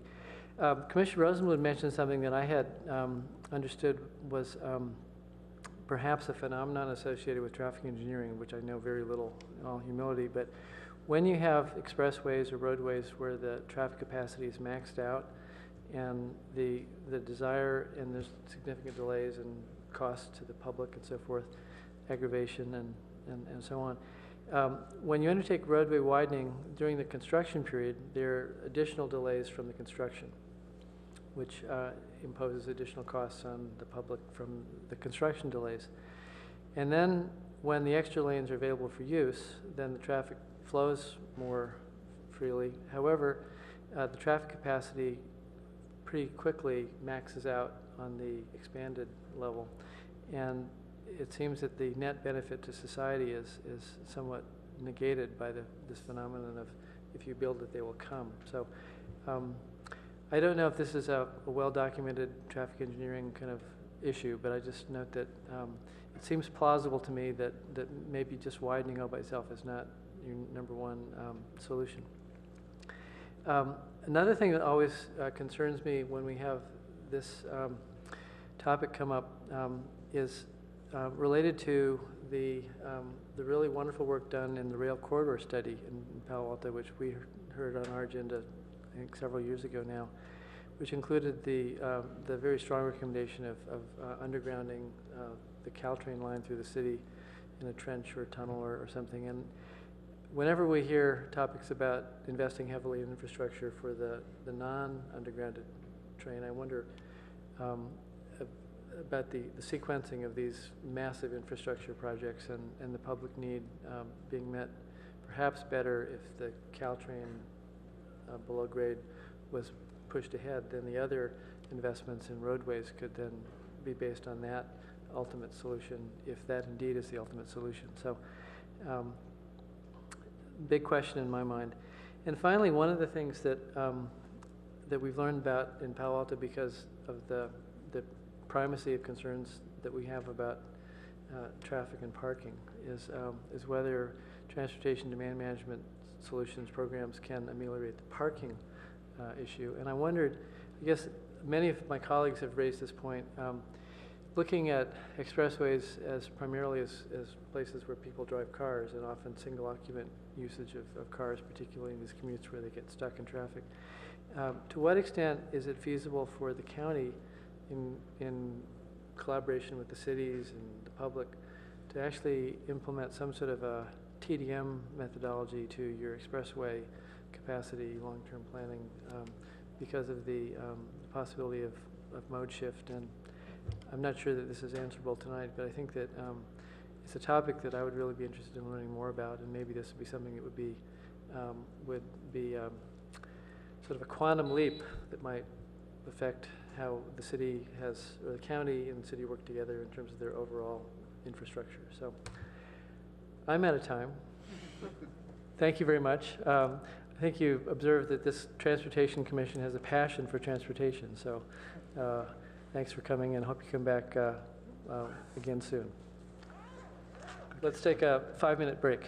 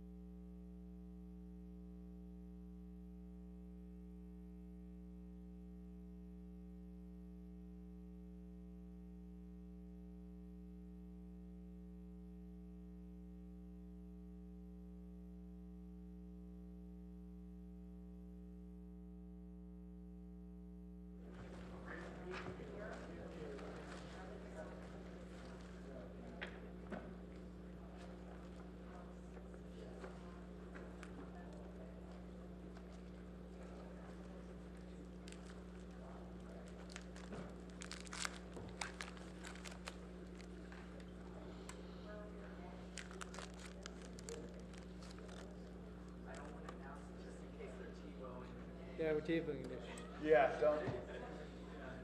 I'm being very careful. Yeah. No, don't go there.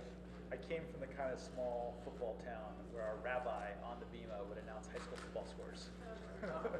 Really? Yes. All right, let's reconvene. And our next topic is a public hearing to review the housing element. And once again, we're hoping to complete this in under an hour. Assuming the avid cyclists on the commission don't get excited about how that affects housing, then maybe this will be possible. So let's begin with a report from staff and Tim Wong, or Okay, Planning and Transportation Commission, good evening. My name is Tim Wong, and I am the project manager for the housing element, and I have a brief presentation for you. As you know, we are going through our housing element update. And what is the housing element? Brief recap. It's the city's primary housing, or primary policy document for housing. It is one of the 7 required elements in local general plans, or in Palo Alto, we call it the comprehensive plan. The housing element is required to be updated every 8 years, and it's the only element that requires certification or approval by the state. And we are, the update certification deadline is January 31st, 2015. But there is a 120-day grace period after that. So these are the various content items that are needed in a housing element. The resources and sites inventory, which is significant because that's where the city's regional housing needs allocation requirement needs to be accommodated. And for 2015-2023, the city is required to accommodate 1,988 units of all income levels. And please note that this is not a construction obligation. There have been additional programs added under the city's goals, policies, and programs. And also a housing element contains text about constraints to housing development and the need for housing. Since June of this year, the community panel has been at work in proposing new programs, and they have proposed a number of programs which the community panel, the regional housing mandate committee, and the planning and transportation committee has reviewed. Some of the more significant programs include continuing site identification post HCD certification to look for those more transit-rich or more appropriate housing sites for the city. In addition, the second lot consolidation incentives for affordable housing projects. This is a significant program because this was negotiated with HCD. HCD, in their comments to city staff, was concerned about the feasibility of affordable housing development based on the small sites that have been identified. So this lot consolidation incentive program would help spur the development, or help incentivize, if you will, the development of affordable housing. Some other ones are looking at allowing for horizontal mixed use on very small sites that do allow for mixed use development. In other words, if you have 2 sites, one site would be strictly housing and the adjacent site would be strictly non-residential commercial use.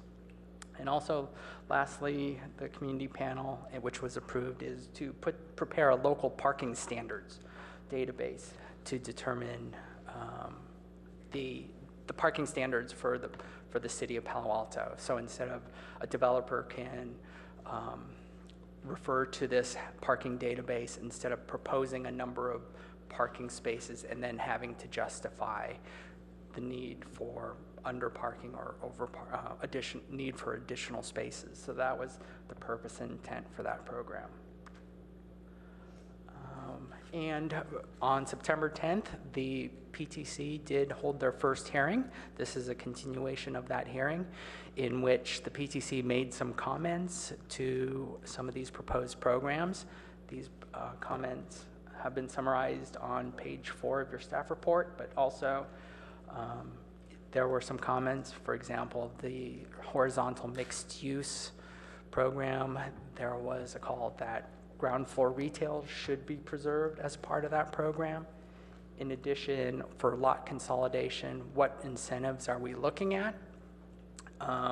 And so staff will be looking into that at future dates as we implement some of these programs. Also, there was a strong statement about preserving R1 neighborhoods, and I believe that the programs and policies in this draft housing element do specifically state the preservation of Palo Alto's existing neighborhoods.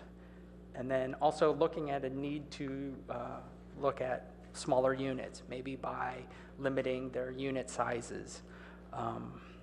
And that's something that staff can explore at a later date. We do have different programs to maybe incentivize for smaller units, but nothing that specifically caps unit sizes. And so what you have in front of you is the public hearing draft.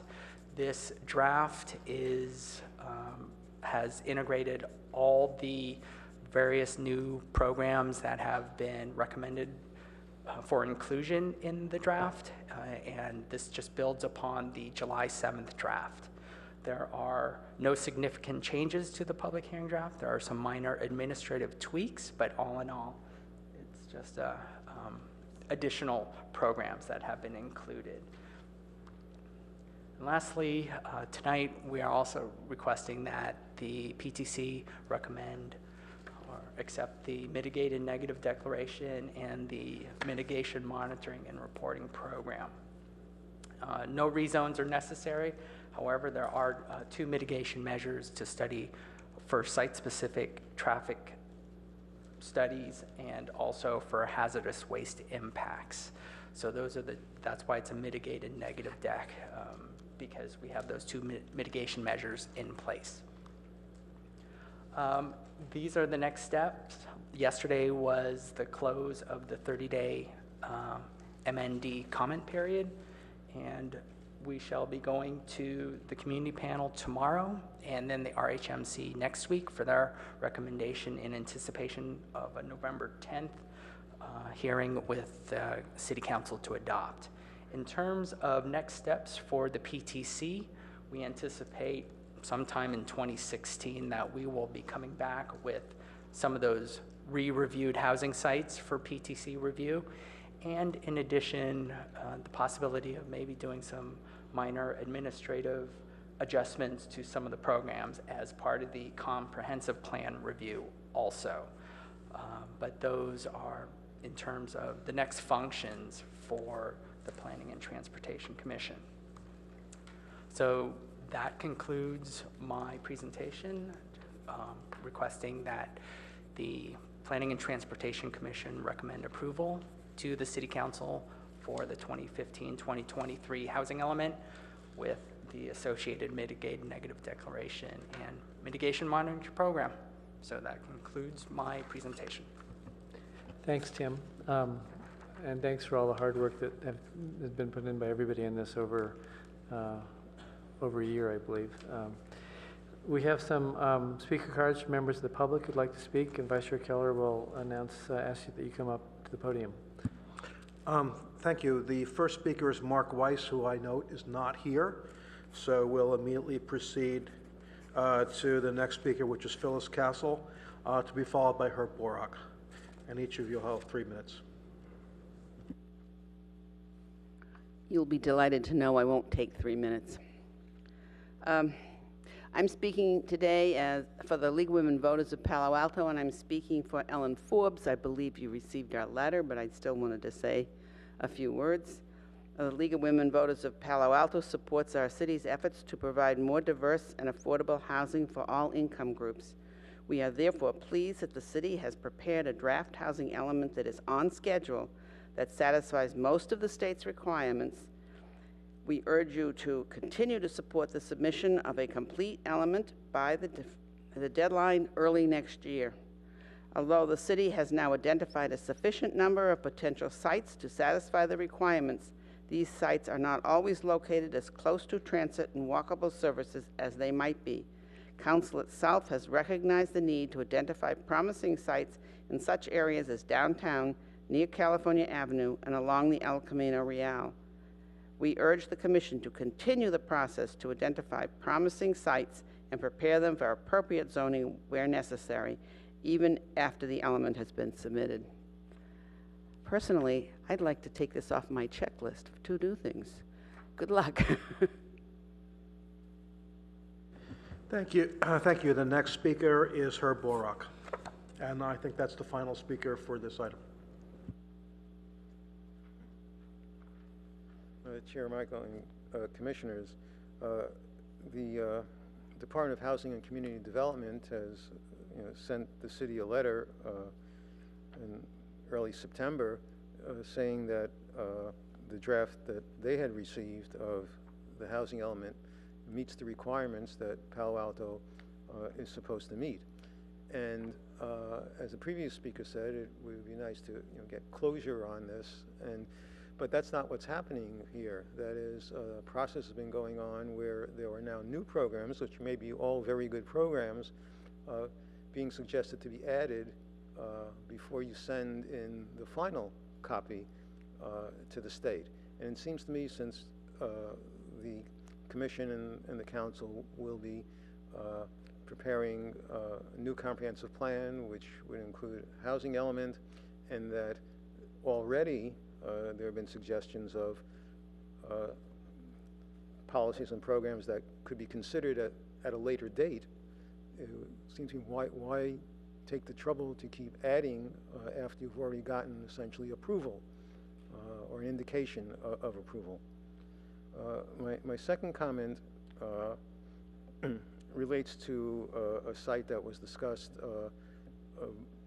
with two members of the Council's Regional Housing Mandate Committee when they didn't have a quorum, and that had to do with shifting, removing one site that had been there on El Camino Real, the billboard site where the number that was in the housing inventory was more than what the zoning allowed, and replacing it with a new proposed development at 430 Forest, where the Automobile Association site is currently using, that would be within zoning. Since I don't have a printed copy to look at this time as you do and the staff, perhaps you could memorialize that in the minutes, because most people who will be looking at this will not be going online to be reading something online. In that regard, since you're getting printed copies of it, and this is a hearing of the Commission, there should be at least one printed copy of everything you receive out of the table, and it can be marked as a display copy that nobody should take, but that should be available when there are hearings before this body, the Council's Committee of the Council. If you've got something in that format, then there should be something in that format available to citizens and the press who come to the meetings and may want to refer to it. Thank you. So I wonder if staff would like to respond to the 2 points that Mr. Borak has raised. Be happy to. In regards to the first point, I understand where Mr. Borak is coming from. If it ain't broke, don't fix it. But I believe that these additional programs actually strengthen the housing element. It does not detract. Therefore, I do not believe HCD would have any issues with accepting or reviewing these additional programs.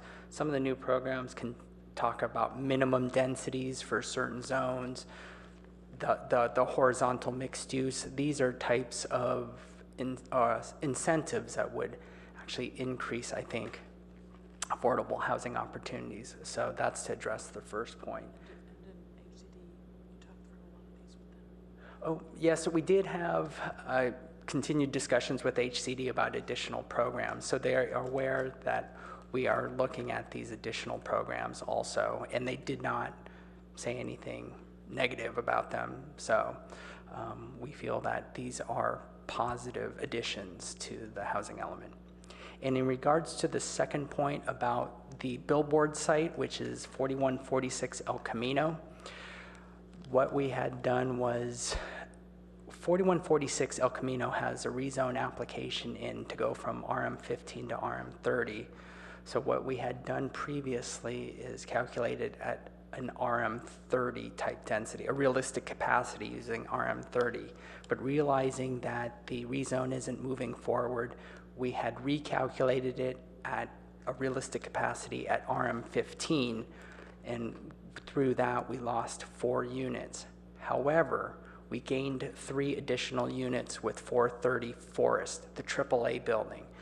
That is a housing inventory site. We had calculated it at its density with a realistic capacity of, the site would produce a realistic capacity of 10 units.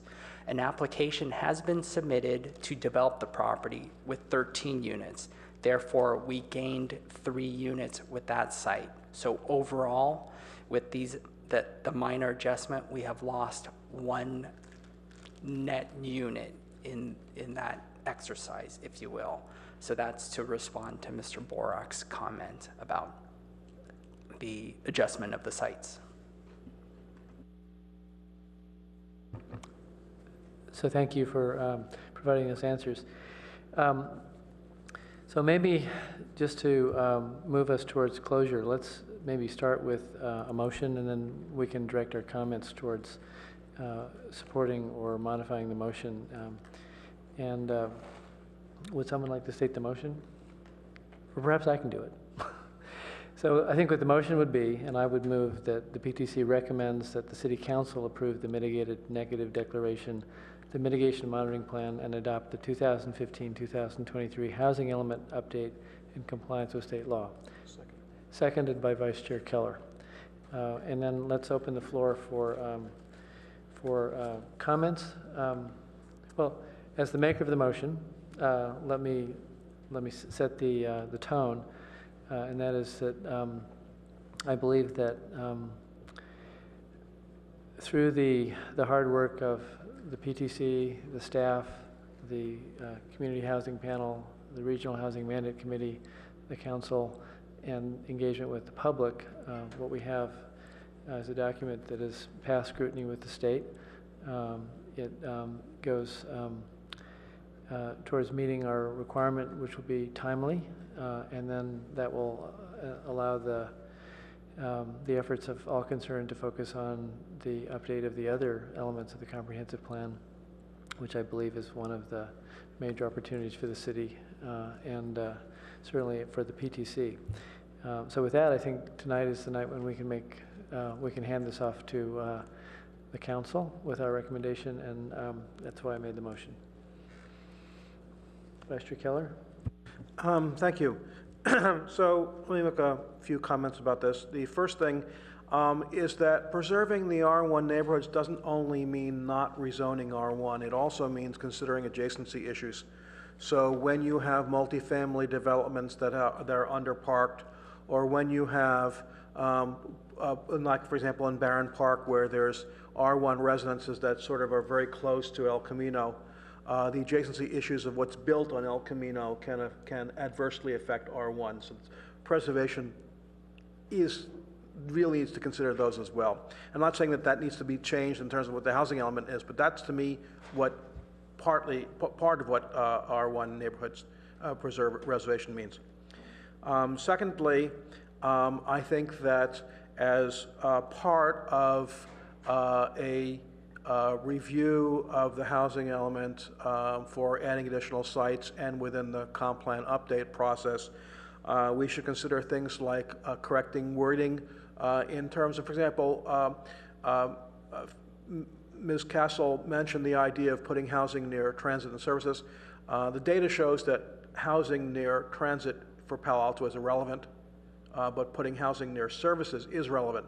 Transit should just be considered another service and not elevated above other services. And I think that's important because otherwise you just have trips to get to those services. And people in Palo Alto, more people who work in Palo Alto, who live in Palo Alto, more workers who live in Palo Alto bike to work than take all forms of public transit combined. More people, more workers who live in Palo Alto walk to work than take all forms of public transit combined. And it has something to do with how short their commutes are. The two other things. One is that I think this is an excellent housing element, and thanks to staff and for doing the work on this. It appears, based on a number of changes that are done here, there was extensive input from the community panel and from the Regional Housing Mandate Committee. However, there were very few opportunities for input from the Planning Commission, and they were not done in a way that we could effectively input that into the cycle. And I hope that when this comes back to us a couple of years from now in the comp plan, that we'll have more opportunities for Planning Commission input into the process. I note that in the next item of the agenda, there's talk about what the role of the Planning Commission is, and it's actually the role of the Planning Commission to author the comp plan. And since the housing element is part of the comp plan, we really should have a bigger role in that in the next go-round. Lastly, when we consider housing developments or other developments, we are limited by law, state law, not to consider school impacts. However, when we consider the housing element, we are able to consider school impacts.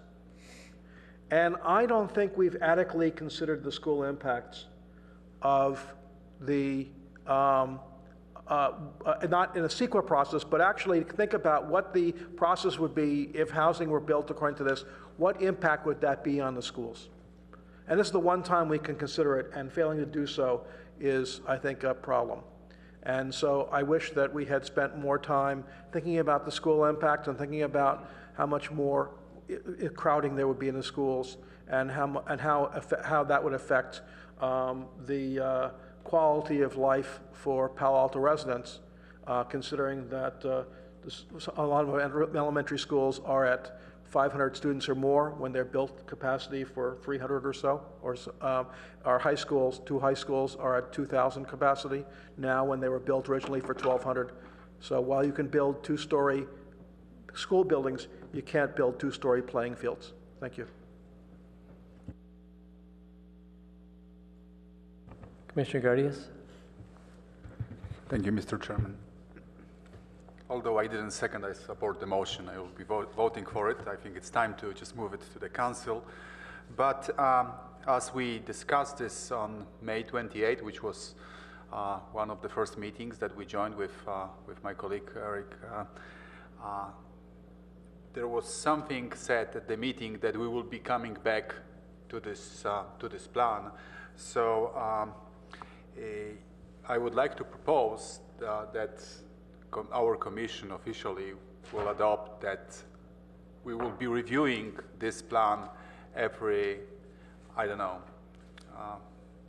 twice a year, or at some given period of time.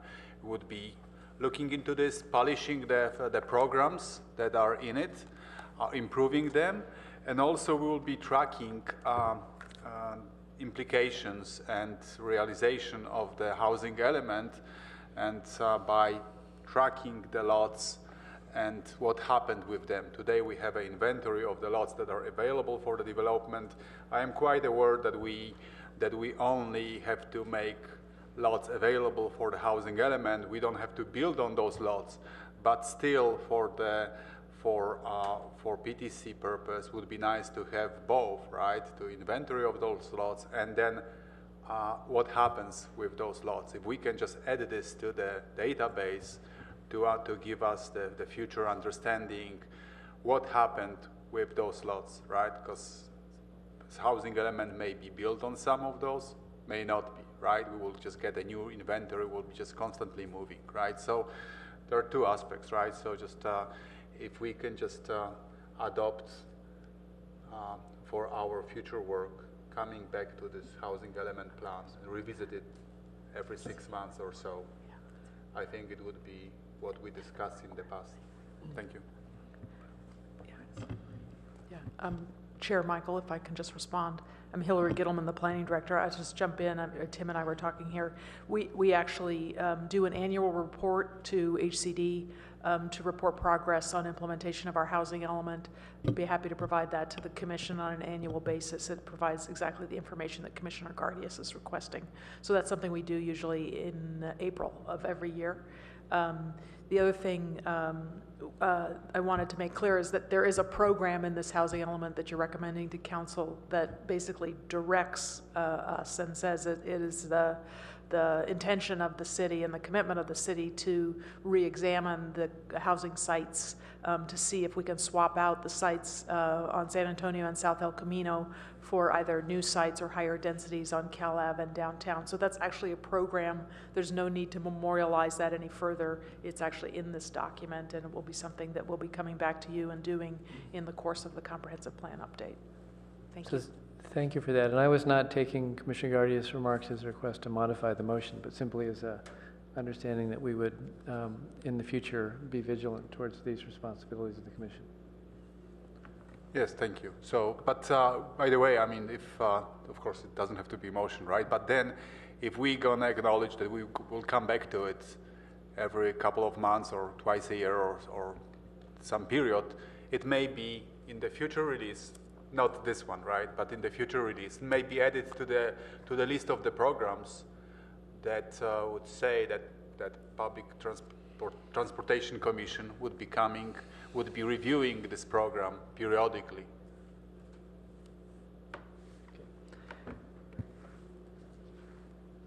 Commissioner Tanaka? Yeah, so I will also support this motion. I think we've had a lot of discussion around it, both here and also in the community. And of course, we don't want to miss the deadline. It's really important. I also support what the Vice Chair was saying, which is, you know, I think in general, it makes sense to have job near transit versus housing, but enough said on that. That's my only comments. Commissioner Rosenblum. Yeah, I'll also be fast. I just, well, I appreciate Vice Chair's remarks. I do think we've had plenty of time for input as the PTC. I think this is, at least since I've been on board, probably the fourth time this has come in front of us. Even offhand comments are noted. For example, preserve R1 neighborhoods, I think was only noted by one person and perhaps not representative of all of us. But I think our comments have been universally captured. It's been in front of us. I know there's another point where it's coming back. We're going to look at specific sites before this goes into part of the comp plan. You know, I know this is not the end, but the beginning of a lot of the real work. So I want to thank you. I also support the motion. No further comments. Thank you. I think we're ready for a vote. All in favor of the motion? Aye. Any opposed? So it's unanimous. Congratulations. So I think we can probably move into our final topic in the hopes that some of us will go and watch our recording on TV of the baseball game that happened in Pittsburgh, that we don't want to know the results. But what you have at places is a draft of a report by the PTC chair to council. You also have a draft of some PowerPoint slides that I would propose to use in introducing this report when we meet with the council on October 20th. And I believe that it's the obligation of the chair to put together this report. But what I would like to do is to publicly solicit your ideas and comments or suggestions to make sure that this report is an accurate and clear reflection of the commission, as well as what I had observed that the commission did in 2013 and 14. So what I'd be happy to do, you've all had a chance to read it. I think you had an earlier version of the report several weeks ago, and it went through some minor additional drafts or updates to the form you have here. What I'd like to do is just kind of go through what I would propose to do with the council and sort of rehearse that, if you will, and let you tell me how I can make it better so it reflects all of our collective wisdom and insight. So looking to the, so we have a cover page, then page number 2 of the PowerPoint is titled PTC Annual Report. So Robin said that we had this somewhere on the computer, but I don't know if it's available now. I'm sorry, Robin left, but we can see if we can find it. Yeah, but while that's happening in parallel, so the, and I think for members of the public, there's copies in the back, so help yourself. Page number 2 is entitled PTC Annual Report, and this is an outline of the points to be covered with the council. And I would just add to this that effective organizations set priorities, they make a plan, and they execute on the plan to achieve measurable goals. In the case of the PTC, we follow priorities set by council early in 2014, which included significant commitments to planning and transportation, notably comprehensive planning and action on land use and transportation, and the built environment, transportation, mobility, parking, and livability. Then we had the benefit of the calendar year 2014 work plan that Director Gittleman presented to us at our offsite early in the year. And once the PTC had visibility to the council's priorities and the staff's work plan, the PTC held a study session on how we could be most effective. Then I would go to the second slide, which is page 3 and what you have, which is simply a listing of the duties and responsibilities of the PTC. And in the written report, I looked into what the Palo Municipal Code actually says that is on our plate, and it's laid out in all its gory details. But I would say that my background before public service included many years of consulting with boards of directors of public companies to facilitate the board's self-assessment of their effectiveness. And I learned that the most effective boards of the best performing companies consciously seek continued improvement. So in consulting with those high-performing public companies, these boards found opportunities to perform more effectively on their deliverables and duties with significant potential impact to the stakeholders. So let's look at where there may be opportunities for us to better serve the council and the city. And then we would go to how the PTC works.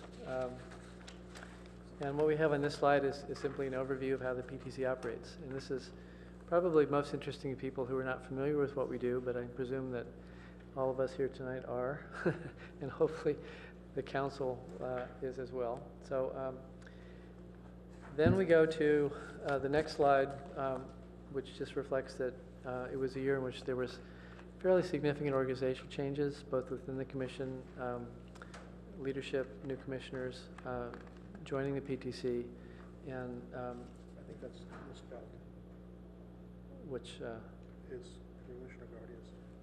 I'll fix that. And then we saw the arrival of Director Gittleman. Welcome, and again, and now Assistant Director Jonathan Late. So welcome to you. And this is your first appearance before us in this room, so this is a momentous occasion. Then we went to the, let's see if I can get my computer to move. So during the year, over the course of our bi-monthly meetings, the PTC observed some recurring major themes. And this slide seeks to enumerate what those themes are. In our report to council, we acknowledge that planning issues have become an important priority for the city and its residents. While not everyone is intimately familiar with the details of planning, a general concern has been expressed about preserving the quality of life, the character of neighborhoods, and livability. So we hope and intend that the work of the PTC makes positive contribution on such issues, providing a forum for public engagement and ultimately with recommendations that we make to council. And I would move to the next slide. And in the written report, I think as other PTC chairs have done in the past, I went and looked at all of the minutes of all the meetings that we held during the year. I counted the number of meetings. I've listed the major topics and actions that we took, recommendations we submitted to council. And these are the highlights. We've delivered a draft of the comprehensive plan to council, absent only the governance element, which people wanted to save for last. And we had study sessions and updates on a range of topics, and these were the ones I felt were most salient. And we can move to the next slide, which I think is most interesting to me. So my question is, in the spirit of seeking continuous improvement, where are the opportunities for the PTC to do better? When we had our offsite, we had a pretty lively discussion of this, and one of our observations was that most often the PTC functions in a reactive mode, which is part of what we're supposed to do. Frequently, our engagement with the public is minimal. Thank you, Nielsen. And thank you for your wonderful letter. Yeah. Planning and transportation matters that come to council with a recommendation from the commission are sometimes given a de novo review by council, which means that they start over. And they do kind of what we do, but they just do it again. This can be very time consuming, particularly when large numbers of concerned residents descend upon the council, want to comment or ask questions for the first time about important topics that were previously reviewed in equivalent detail here. And I personally believe that degrades the whole system. And my questions are, when and how should the PTC function more proactively? And would the public interest be better served if engagement with the public was more meaningful or consequential at the commission level? And computer. So with that, going to reporting to council, which is an advisory body, this is fairly important. In our current practice, we provide the council with verbatim minutes of PTC meetings. And I believe that this is not very useful to a reader. When needed, and an example is the topic of PC reform, which the council will be hearing next week, an effort has been made in collaboration with the staff and the commission to create an executive summary of what happened at the PTC so that they might have the benefit of understanding what we discussed. And I believe that when I've attended the council meetings as liaison after being in the commission meeting, sometimes what I see is the staff report that the council gets is somewhat similar to the staff report that we got. Maybe it was changed slightly if we had meaningful input and you tightened things up or added more data or so on in response to our suggestions. But I believe that a new section could be added to the staff report to council, which could be very succinct. And what it might include would be if the PTC voted on a motion, what was the motion? What was the vote?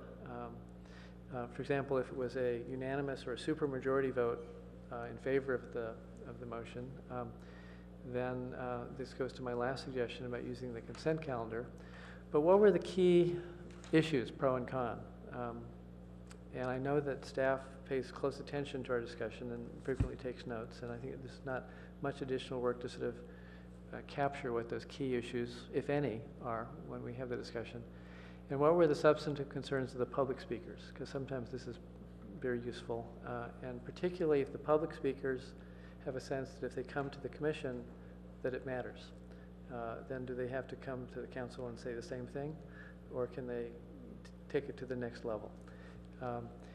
And finally, I think that when the commission has adopted a motion or recommendation on a unanimous or supermajority basis, I think that the council might facilitate or streamline their own process by using their consent calendar for the PTC work.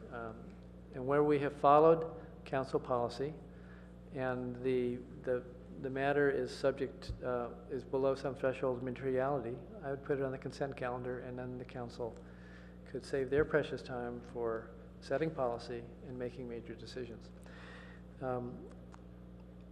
And that's what I would suggest to them. Going to the next slide, and I'm just trying to navigate my thing. I know the format of our joint meetings with council takes the form of we talk for a bit and then they talk at length. Vice Chair Keller and I wanted to leave them with some questions, hopefully to focus them, and these were the questions that we thought that they might be most interested in discussing. And then we would turn it over to council. So, how can we make this better? Unless it's really good already.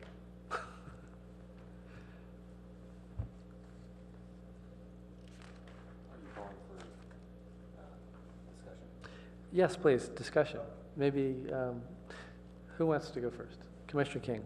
I'll take a start. By the way, in your actual written report, I just note that you mentioned that there was a moratorium around the PC process, and I think that was a word we were deliberately steering clear of. Just, you know, we said we do not technically have a moratorium right now. We have a timeout. Yeah, so FYI. So I would be interested with people, Hillary certainly, who have worked with in other municipalities as to how their thing works. How do they do it? Is it better? Is it worse? Compare, contrast. Since I don't know about any of us, but I don't think we have experience with how others do it. But before I ask for that, the question is sort of, you know, nothing's ideal. I think I'm relatively okay with where we are. In the abstract, sure, it's frustrating if not to say this ever happens, but a planning commission works very hard, spends a lot of time, you know, using our various expertises, working with staff to come up with what we think is an informed recommendation to the council, and then if in the abstract the council were to basically ignore and just kind of restart, as you've mentioned, is a potential. That's frustrating when you're sitting on a commission. You may not feel very valued. But I also understand sometimes that's just part of the process, that regarding the public's input, you know, if you're paying attention as a member of the public, you realize we don't vote on the matter. We vote on a recommendation to the council. And so the real leverage point at which the meeting you sort of have to go to if you want to make sure or to ensure your opinions are heard and hopefully voted on is the council meeting. So some of that may just be the nature of how we're structured. So I'm okay with that. The other, I guess, regarding the one thing I really do like though is that executive summary that, and that I think that's valuable and probably presented by a member, maybe the chair or a member of the commission. You know, I attended, and in the times I've been there, council never asked for comment.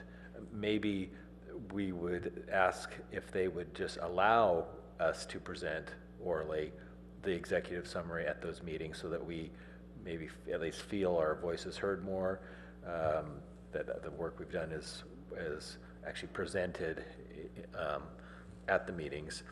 I also think it would be valuable to consider mechanisms such as a list of pros and cons.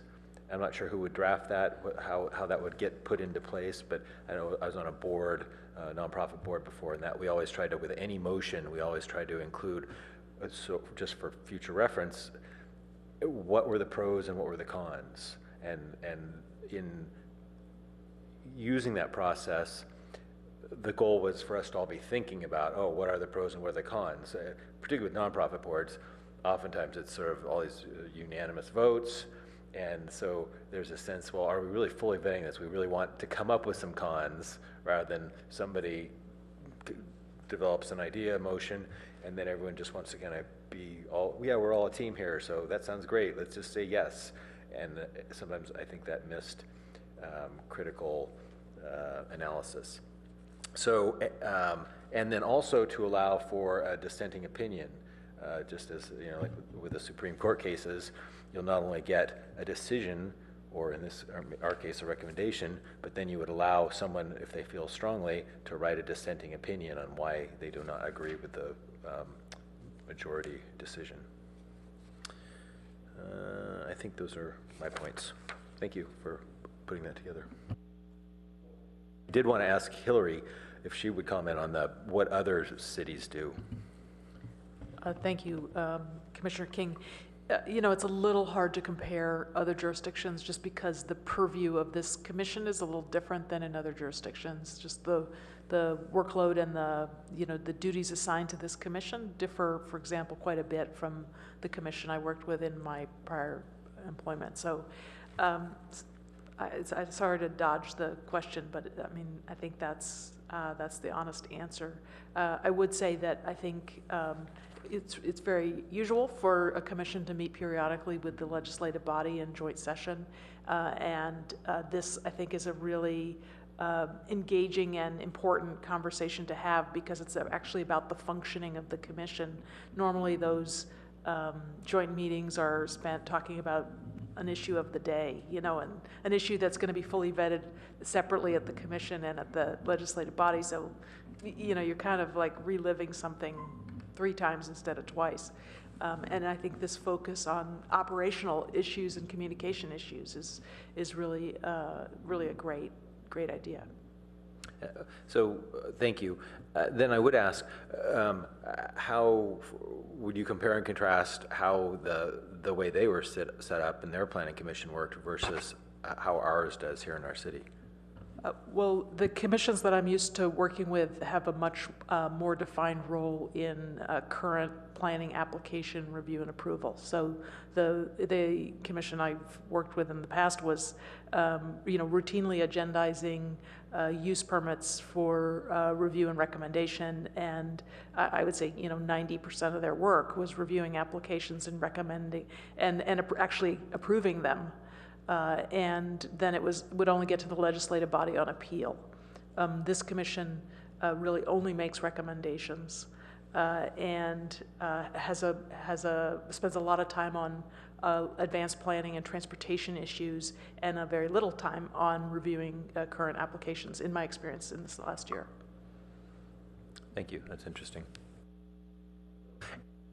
Just to clarify, in the way our city works, staff would really review those use permits and things like that, and it never comes to us or council or. You do see use permits on occasion, but the interesting thing here is that the ARB is the body that does a lot of the heavy lifting when it comes to current planning applications. But even the ARB, they're making recommendations, and the approval is really at staff level, and then the staff's approval can be appealed to council. So it's just this is the way Palo Alto does business. I think it's been working great, and it's just different.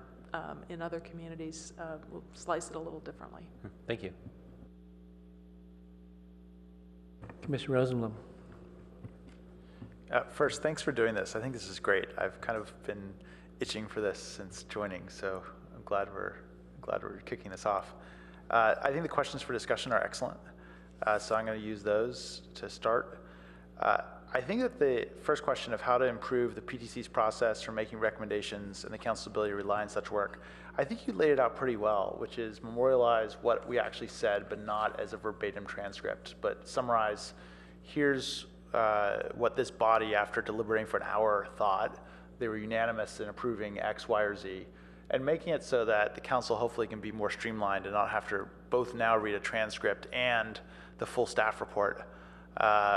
And for things that seem to have gone through a fairly good deliberation, hopefully they can use consent calendar or some streamlined process so they can get to things that have more contention, user calendar. And it would also, I think, to the chair's point, make the folks who are coming to our meetings and our own deliberations, it would be valuable instead of just repeat work that has to just be done again a couple weeks later.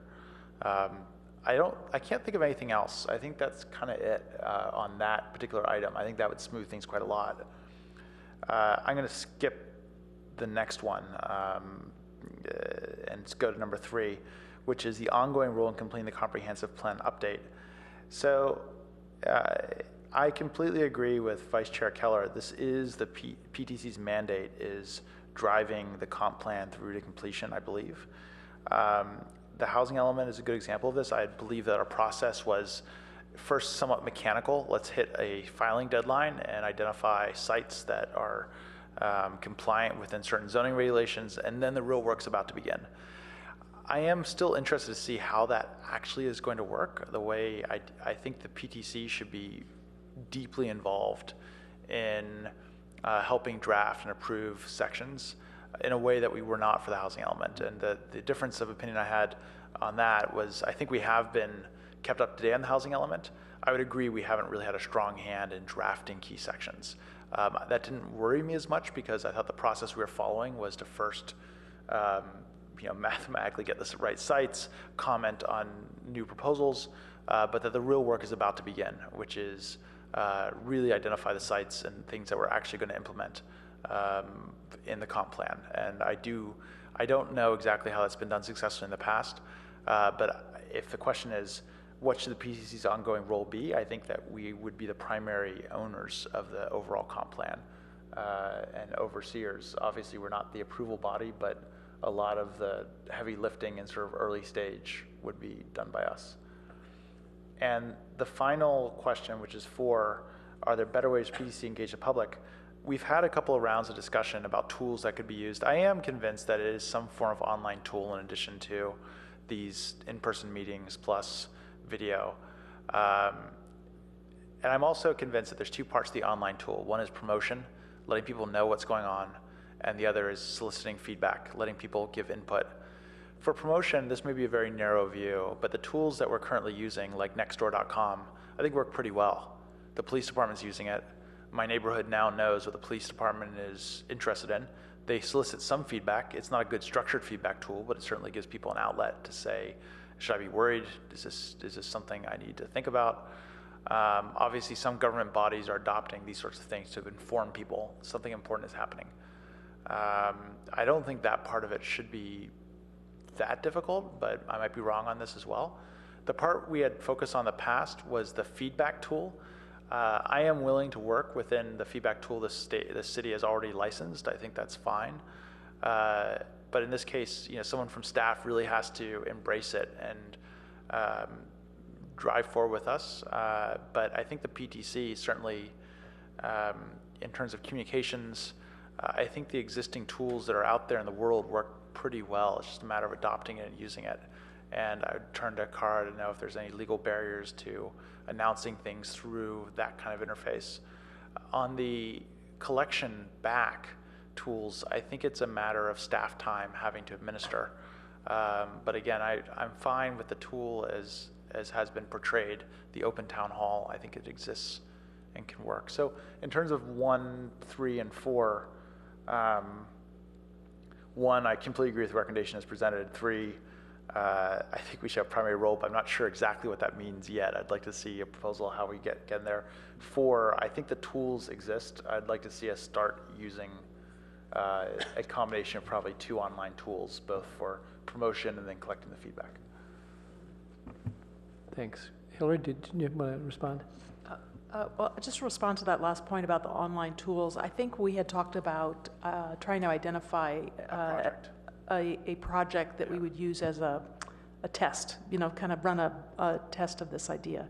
And it's just a matter, I think Commissioner Rosenblum and I don't remember if there was another commissioner working with us. We were going to try and put our heads together and think of what that subject might be and set a date out in the future and start working towards that.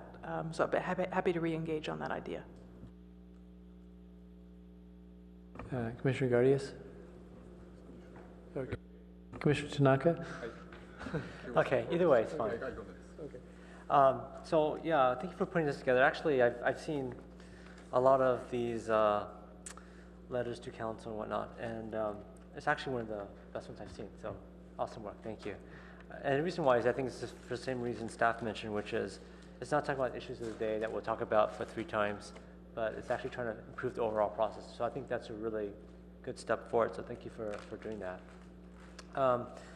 You know, I've of course attended a lot of PTC meetings at this point, and I've also attended some staff meetings, and my observation is that it's almost like deja vu, like Groundhog's Day. And I'd love to get maybe staff's perception. I mean, for the most part, like when I sit at the PTC meetings and I sit again at the council meetings, they're almost, I mean, they're not verbatim the same, but it's pretty similar. Except maybe the community participates more. But I mean, what is staff's perception? I mean, does this same kind of thing happen in other cities? I know we have different responsibilities, but maybe just from the perspective of staff, is there a feeling that it's like deja vu all over again? Or is there something, or is the council really building off of the discussion that we've had as a commission? And maybe.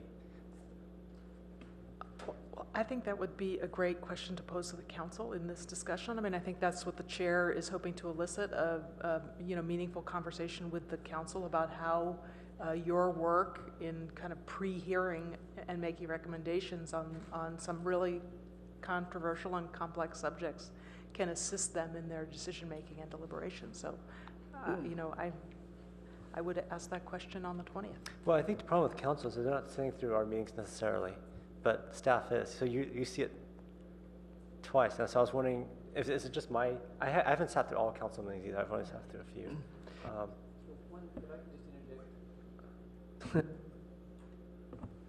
Push the button. If I can interject, in business organizations, one thing in terms of sort of the management theory is what you want to do is you want to have centers of competence that may be, that feed up to the decision maker. And it's entirely possible that the Planning and Transportation Commission would be and could become even more so the center of competence with respect to planning and transportation issues, and would actually have the specialized body of knowledge and expertise. Obviously we're not planners, we're not staff, but that would be superior to that of council, because that's what we spend all our time on, and they spend just a tiny fraction of their time on the planning and transportation issues. And therefore, if council were to be leveraging the resources available to council in terms of advisory bodies making recommendations, this commission could be an extraordinarily strong asset to council in doing their job. I went to the candidates forum last night, and Vice Chair Keller was there, hosted by League of Women Voters. And in answering the question about what should be the size of the council from 9 to 7 or whatnot, every single person said, well, gosh, we're so busy. We have so much to do. We not only our council meetings, which go late into the night, because we have to hear these planning elements, but they're on all these regional bodies and whatnot. And I would imagine that they would be extremely appreciative of anything that would actually streamline their functioning so that they could attend to their highest and best use at the council level. And for the Planning and Transportation Commission to be and become and increasingly the go-to center of competency as a commission on planning and transportation issues would be of great value. So back to Commissioner Tanaka. Thank you. I do agree with the comment, though, that it's good to actually have things somewhat partitioned so that certain bodies can get good at certain things and the whole process will be streamlined. But I would really, I know you've been here for about a year or so, but I would love to hear your honest opinion about, so you sit through, I'm trying to think of a recent issue, but you sit through one of the PTC issues and you sit through the same thing again at council.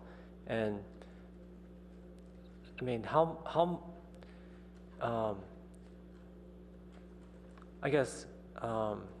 much duplication do you think there is? Well, I think both bodies deliberate a little differently. They have a little different style. I actually would maybe like to answer that question after the council study session on PC reform, because I think this body, the commission, did a really good job over this series of 2 meetings you had on PC reform. I think the thinking of this commission evolved. So your deliberations, the views of the commission as a body kind of evolved over the course of those 2 meetings. Which I thought was, a really strong showing by this commission. Very thoughtful, good exchange of ideas and moving the ball forward. And I'll be interested to see, what the council makes of the commission's executive summary, and if they have the same evolution in terms of their thinking in the course of the study session. And we'll know after next Monday. Okay. Not quite an answer, but okay. Yes, through the chair, Cara Silver, Senior Assistant City Attorney. I want to just add a little bit to that in terms of my observations. There certainly is some duplication. Many of the public members say the same things to this body as they say to the council, but the council, I think, appreciates not only the public members that speak, but also the deliberations, as Hillary said, of the Planning Commission. And so many times I think that the council is sort of deferring to the expertise of this board, and so the deliberations at the Planning Commission level are very important. And I wouldn't necessarily say that there is a complete duplication at both stages. Okay. Well, thank you for the feedback. I guess for me, I'm not so concerned about the council deferring anything to the commission. I don't think that, to me, I don't think that's as important. I think what's more important is that the conversation gets advanced. That whatever I think we've done gives council a much better platform to have a further discussion. And I don't know if that actually happens. Mainly because I haven't attended all council meetings, but staff has. That's why I was asking for staff's perspective, because I only see a few council meetings, and I think council members only see probably a few PTC meetings. So I'm just trying to get a perception, staff's perception, because staff sees all of them twice. And whether, by the time the council comes around, you're bored out of your mind, like, God, I just heard this again, or you actually hear some new thinking and things really get advanced. And that's really the question I was trying to ask. Okay. Anyways, I think in terms of questions for discussion, I actually think the question 1 and question 4 are actually quite linked together.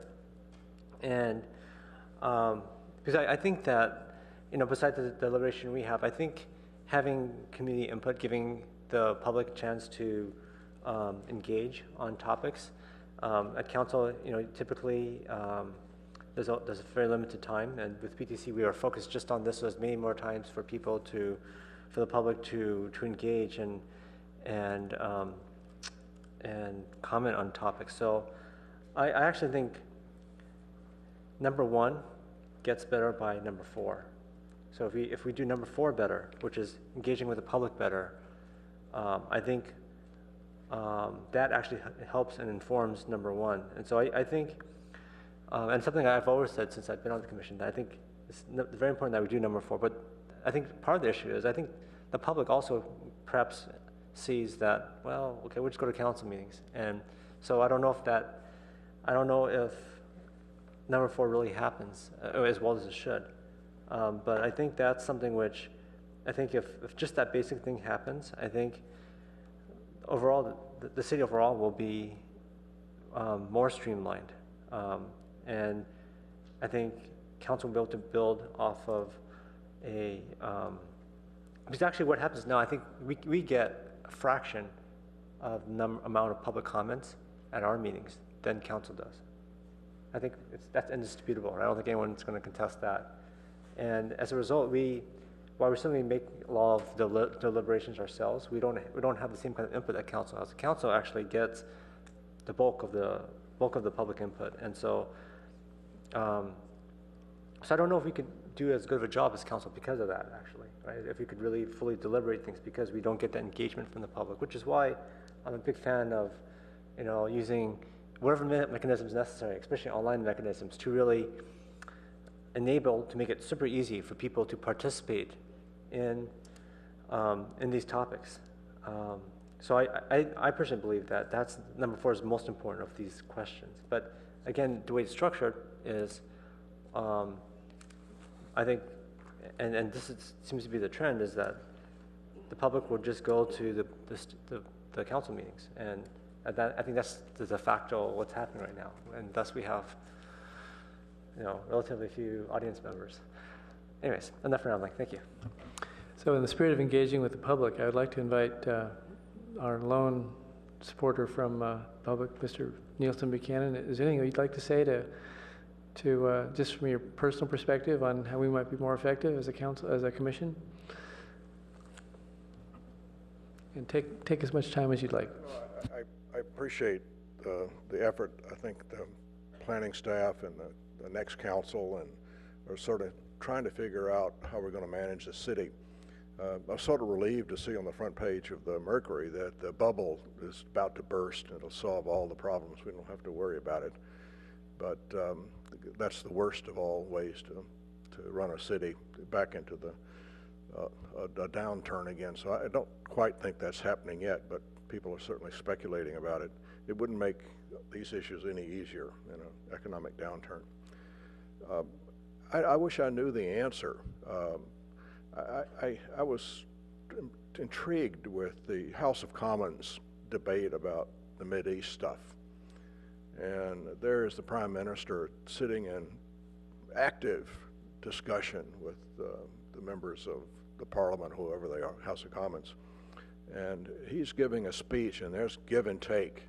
And to me, it was one of the more straightforward exchanges about what they intended to do about their war. There was no question that, like the other wars, I mean, I've been through, 4 of these in my lifetime, and has never been directly addressed on really important issues. But I thought that that House of Commons things was really instructive because it forced people to talk, and we don't have any way to engage in that sort of healthy, maybe structured debate in some sort of way. Eric and I've had casual conversations about this, and his generation so much further ahead in that than those of us that are hierarchical. But we're a long way from solving what you're puzzling about today. It's going to take some real trial and error. The council, being politicians, they're going to have to take more risk. I think they ought to hand you a couple of hot potatoes and tell you to work on them and give you staff to carry them out and be a secondary thought process and action process for the council. That it's so centralized, it just simply isn't working. It's not terribly truthful. It's certainly unrewarding to come up here and participate. But I thought that House of Commons thing was really good because actually things got said. Yes, we're at war. We will put boots on the ground. There will be circumstances that we may have to do that, and how they're going to all work out the details. But it was pretty straightforward talk. And it's very clear to me we're going to have boots on the ground. We've got a family member that just graduated last week from Police Academy. He's a Lance Corporal in the Marines, and everybody in the family is just afraid to even mention what's going to happen. 10,000 guys are in Afghanistan already, and that's not a great way to make a point, but we don't have that give and take, and it's going to have to be careful, and it's going to have to be structured, and it's going to have just a little bit of, have a lot of focus, that you can't carve off all these imponderable things. Housing would be an awfully good one to really sit back and debate what's the culture of our city, and what's the income inequality that's going to be furthered. If we don't get to the issues of housing, that's going to raise up all kinds of hackles. It raises density, height, and somewhere in the next 10 years, somebody, all of us will be gone. I will be, for sure. But why can't we break ground on that now? And that's why we need planning professionals, and enough of them, because that's my other final point I want to make tonight. I don't think that the planning department has enough staff and the right skill mix to support all the things we want. And I just have little snippets of working with some of the staff members and gotten to know Aaron quite well when he was here. Got great respect for young Jessica Sullivan, who I don't think could possibly deliver all that we want from her without, and maybe the wheels are turning to get staff, but the pressures on this tiny little city to get things done. And since I've been at this for 3 years, that we came to dead halt because Curtis left. We came to a dead halt because we had to hire somebody else, Hillary, and I sat down with Jim Keene and said, I agree, we just have to delay. Then lo and behold, Aaron takes off and to a better job in Redwood City, and it kind of comes to another grinding halt, and Jonathan Late is here on board. I'm sure wondering why he came here, but is this Jonathan over there? Uh-oh. But we got such talent in this town to solve big problems, and I just don't quite understand why we can't get those thought leaders into the elected offices, why we citizens can't be more constructive. I tell you, I have a hard time getting a whole lot of people to even come here. I mean, I got real pushback by praising your letter. That it's sort of like keep them barefoot and pregnant. Don't encourage the Planning Commission to do anything. We head them off at the council. That's not constructive. But that's the tension we have up and down the cities, and this election's probably going to exhibit, already is exhibiting that tension. After the election, everything will be just as difficult after the election it is now. So I don't know where you all can kindle pockets of people to really say we're going to solve 1 or 2 problems and we're going to feel good about it. Adios. Thank you very much, Nielsen. That was great. I love engaging with the public. Commissioner Alchek. Okay, so this is my, I guess, conclusion of my 2nd year on the Planning Commission, which doesn't make me a veteran, although I've been here longer than 3 of my 6 peers. I guess the 2nd letter to City Council. So I think that the themes in the letter with respect to these questions are shared by all of us and all of the commissioners who I have served with in these 2 years. I think there's this notion of relevance. I feel like I spent my first year demanding staff to assign us more work. I used the word homework a lot in my first year, suggesting that I didn't think we were being asked to review enough material. I haven't said that as much lately. And I don't know if it's because I'm sort of used to a 100-hour work week coming out of corporate law firms, but I think that I don't think this position is that time consuming. And so I consistently feel like we could be engaged more. And I find that sometimes I'm always asking staff, well, what are they, not just me, several of us always ask staff, well, what are they doing in different cities?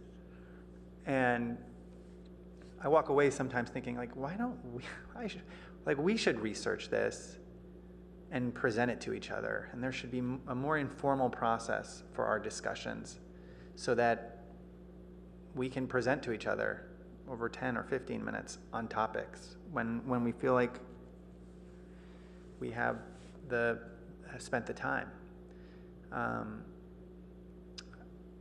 I just don't know if the staff reports as they are now I think more can be asked of us. And that will sort of lead me into the question 3, but I want to go through these in order, which is, I've thought about this so much over the last 2 years. How do we become more relevant? At one point, I would argue that if we made a decision, then council should be required to have a supermajority to change our decision, regardless of whether we were, 4-3 or 7-0. And then I thought, that sort of process would certainly make our deliberations more relevant. Community members would be engaged to come here, or, be interested, more appealing to come here rather than to head it off at City Council. But then sort of the result of that is just politicizing this appointment. And I don't know, I don't think that if this board, this commission had a more politicized appointment process, that it would be as diverse. I say that in full knowledge that there are just 7 men standing in front of you. But I mean diverse from the perspective of point of view. I know that I sometimes espouse views that are not particularly popular, and so if this was a politicized appointment, how would that work? I think that City Council is aware of our work, and I think they are aware of our body of work, and I think they're also very aware of our individual contributions. I don't know that there needs to be an executive summary. I don't think, skeptical people will say that the reason why there are so many meetings is so that the people who are sort of most injured, this sort of plays into your comment too, exhaust themselves early on in the process, and that exhaustion allows cities to kind of move their action down the road without really encountering a referendum, if you will. And so the length of the process essentially discourages like fervent upheaval. In some respects, maybe Measure D was, that process was a short and quick one, and so it immediately created fervor. But I'm not a skeptical person, and so I do think that it would be great if we had engaged meetings and our processes were, sequential and relevant. And I think that one of the best ways we can do that is by using these online tools and these new forms of communication. I feel like Eric is an expert compared to myself, although I'm sure he would argue that there are other people far greater in expertise on these various forms of communicating with the broader public online. But I work in an office with multiple generations, and the way I communicate with the individuals I communicate with and the way the individuals in my office who are north of 60 communicate are very different. And I think that is a real opportunity for us. And I just think we should lead in that regard.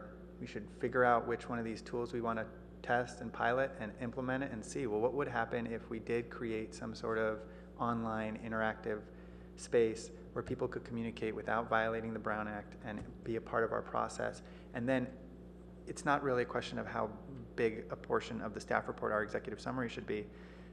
It's more like who could possibly ignore what the Planning Commission just did. They just made themselves so substantially relevant by creating a dialogue that so many people contributed to. In that's sort of the approach I would consider. I used to think we should have more authority, and that politicization thing has scared me away from that idea. All right, so with respect to number 3, it's interesting because my first year on this commission, bi-monthly meetings, I had bi-monthly meetings with Stephen Turner about a section of the comp plan. As a new member of the commission, I was assigned one section of the comp plan versus like some members had 3 or 4 sections.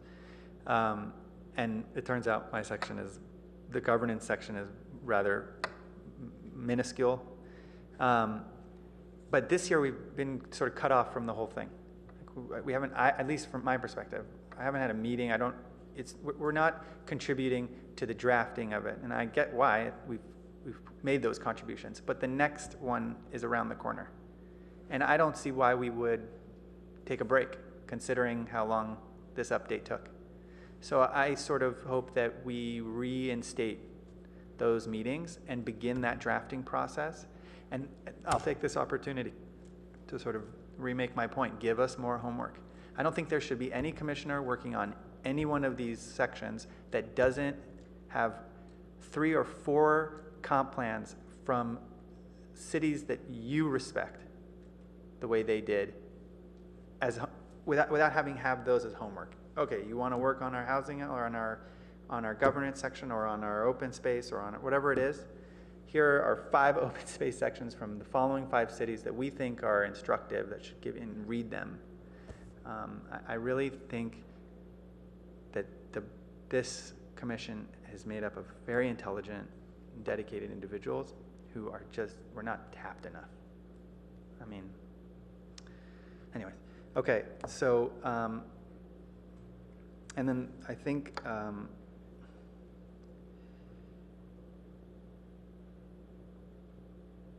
I just want to, conclude by saying that I think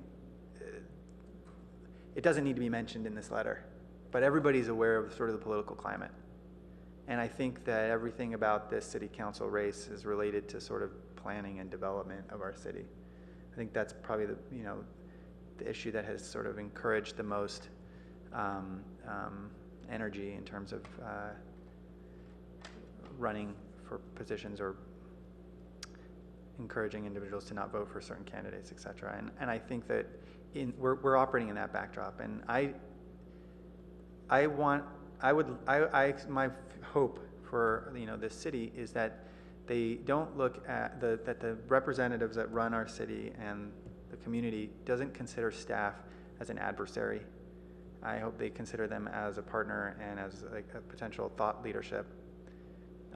Because you, of course, have dedicated your life to planning and land use, and city council representatives have dedicated themselves to a representative democracy. Those are 2 very different things. And being able to represent a constituency and being an expert on land use are different. And I hope that as we move forward with our new council members come next year, that they look at us the same way, as an opportunity for thought leadership. And I hope that as we move into the next year, we work together more, staff and council and commission. Because unlike my first year where I saw Stephen Turner every 2 weeks for a meeting, I see you only when I come to this room. And I think that disconnect has not been, and arguably there's been a lot of change. But, and maybe it's resources. Maybe there needs to be, more hires, but I hope that changes a little bit. Commissioner Gardias.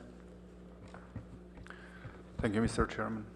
So I'd like to address 2 questions on your questions for discussion slide. And this will be around the communication and alignment topic. So I think that what's important in our work is to align ourselves to the work of council, and also allow council to give us feedback. And of course, it's happening, but timing is an important aspect. And I can give 2 examples that recently we were discussing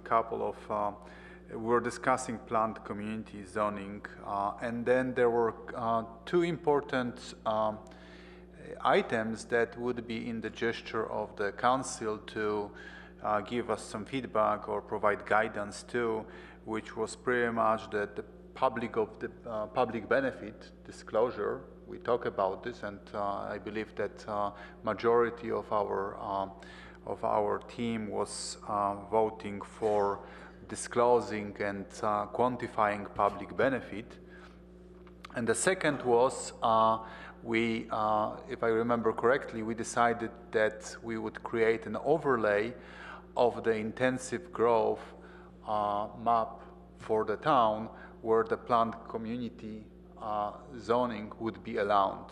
And then I'm sure that in both those 2 points, council would have a strong interest in providing some suggestion and input. The second aspect is this what we are not discussing yet, but council already took it on its agenda, which is retail.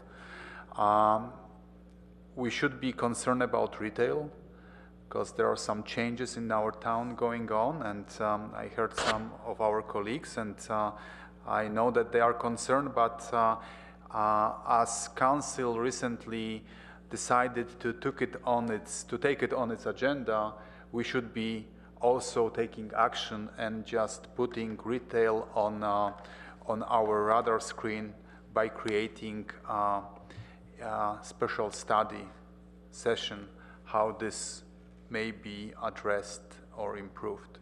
So those are just two examples how we can align better with the council, because if there is some sort of strategic aspect or some shift at the council level, we should be reacting quickly and adopting quickly to their thoughts and to their leadership.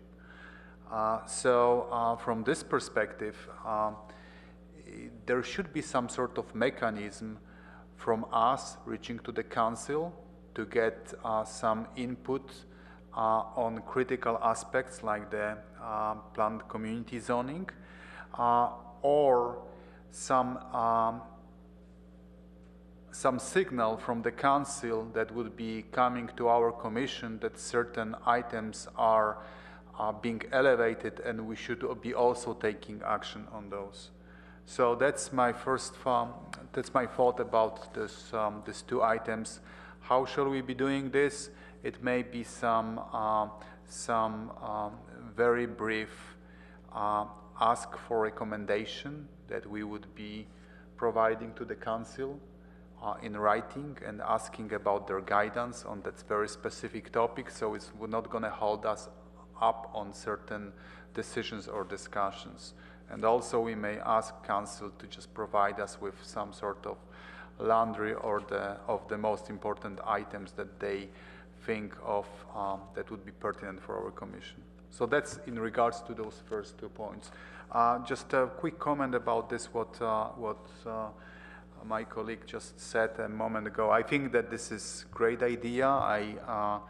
We talk about creating some subcommittees about writing memo letters, and I think that this is not necessarily about this item for the discussion with the council. I think that we ourselves should be more proactive because of this where we are, and then it will. I'm sure that it will please council with our intensive action on a variety of topics. Thank you. And before calling Vice Chair Keller, I just wanted to say that I appreciate the edit and suggestions that I got from Vice Chair Keller, not in violation of the Brown Act because there were only 2 of us, but I asked for his comment on an early draft, and I thank you very much for your wise counsel. So tonight, what do you have to say? Thank you. So firstly, I first like to thank the chair for giving me the opportunity to make that input early on in the process, and I have to say that I think this is one of the best reports to council that I've seen, and I think in particular it really lays out the issues of what the commission does and what the commission might do better, and I think that hasn't been as clearly laid out in the past, and I have a slightly longer tenure than some of the other people here. To Commissioner Olczyk's constellation, I only participated in one of the comp plan elements itself, although I had a major authorship of it, and that was a transportation element. I didn't participate in any of the other ones except in plenary at the commission as a whole. So some people had more and some people had less. With respect to the comp plan, this is a high-level comment, and some other items, there's a lot of wait and hurry up. So we did a lot of work in the comp plan early on, and it extended over a period of time. Excellent work was done, and I would have preferred a different process. One day we basically dropped on the council all the elements all at once. I think that was a terrible process. We should have given the council, as we proceeded with an element, we should have given it to the council to review element by element and gotten incremental feedback on that and cycled through that. So instead, we hurried then, nothing happened for a couple of years, and now we're hurrying again. And that limits PTC input. For example, when we finished the housing element last time, we could have immediately proceeded to doing this housing element. We waited at least half a year between the last housing element and when we started this one. We could have gotten that process going a little sooner with the Planning Commission to provide more input into the process. And I think that's another situation of wait and hurry up. I think that staff does a yeoman job of responding to the direction of the commission and the council. And I think when the council says do something, the staff report should be looked like this, and when the commission does that, staff responds to that. And I think that this is a situation where council direction is actually very important. With respect to question number 4, which is the only question I'm going to really address here, because I think that the questions here, I think, are really, I want to hear what the council has to say, as opposed to what the commission has to say, because this is an opportunity for the commission to ask input from the council.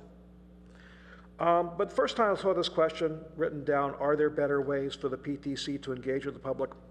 I first edited and said, well, assume the conclusion. What are better ways for the PTC to engage with the public?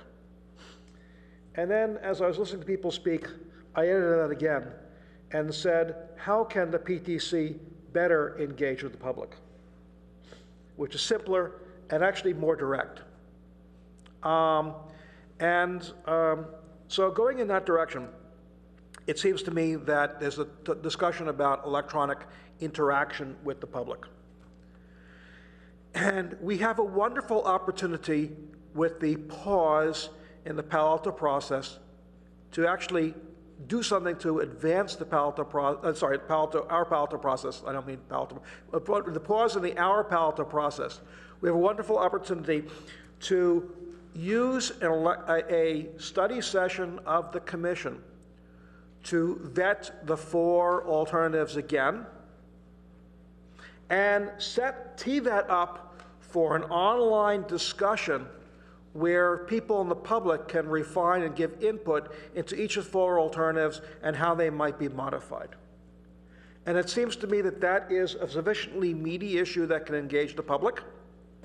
And it's something that can happen in between meetings, and then that input comes back to us, where we can then evaluate that input to make a recommendation on what the 4 alternatives should be, which can then go to council. And it seems to me that we have limited opportunities to do that. Here's the pause in the process that was initiated by council gives us the opportunity to do this in a way that I think will really engage the public, considering the interest of this issue. And I think that that's the way to go. Couple other things. First of all, I think we need to have enough time for questions for discussion on slide 10. As a result, I would strike slides 4, 5, and 7. I think they're informational. I think that they're in the report. I don't think we really need to that we really need to spend time on the meeting going over those.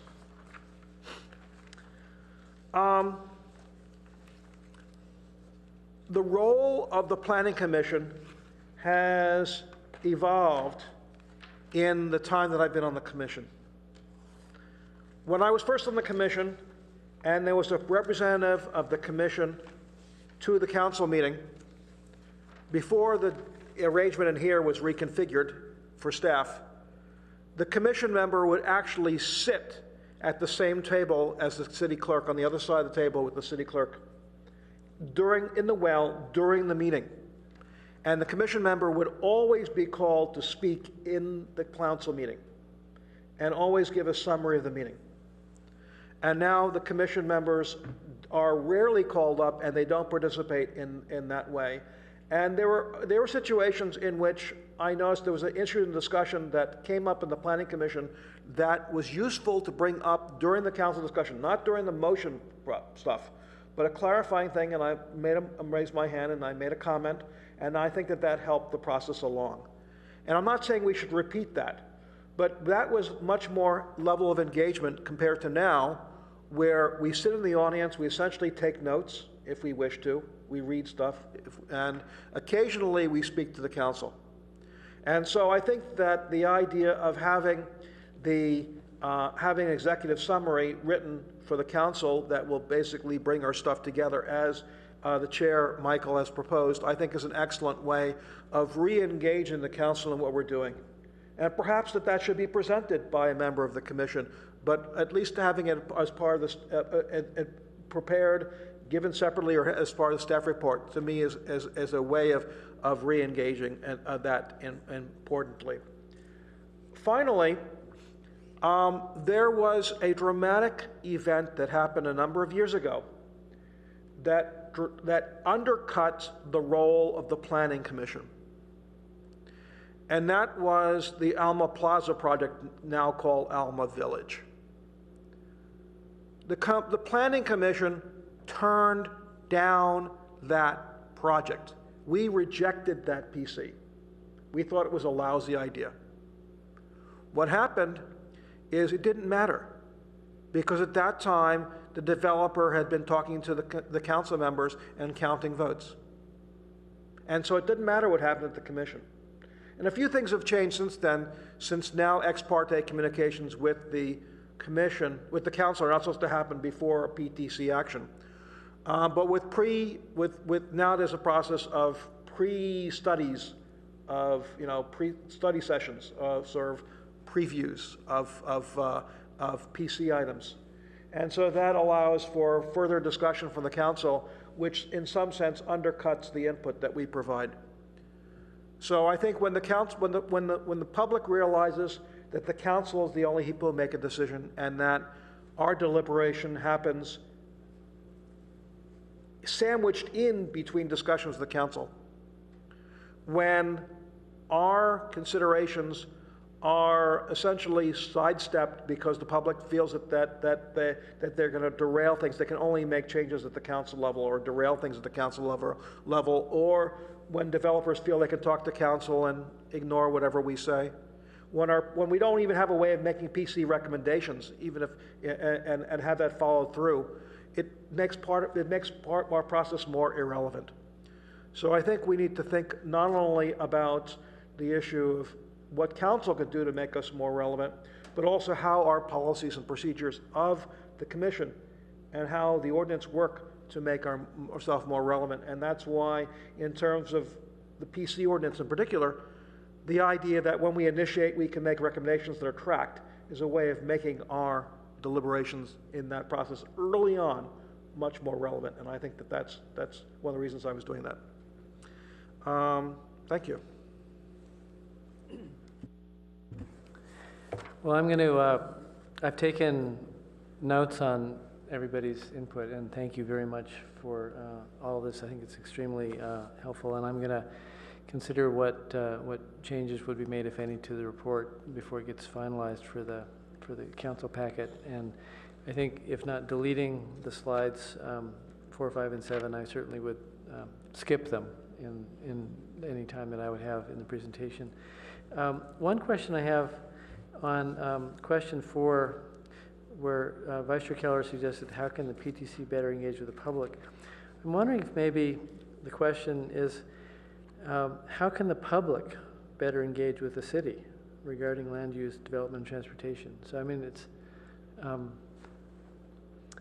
not, but anyway, so I'm thinking about that. I'm not sure what the right answer is, but I think that one of the things that we strive for is to be useful, to be relevant, to be collaborative, to be collegial, and to have our recommendations be something that has some value.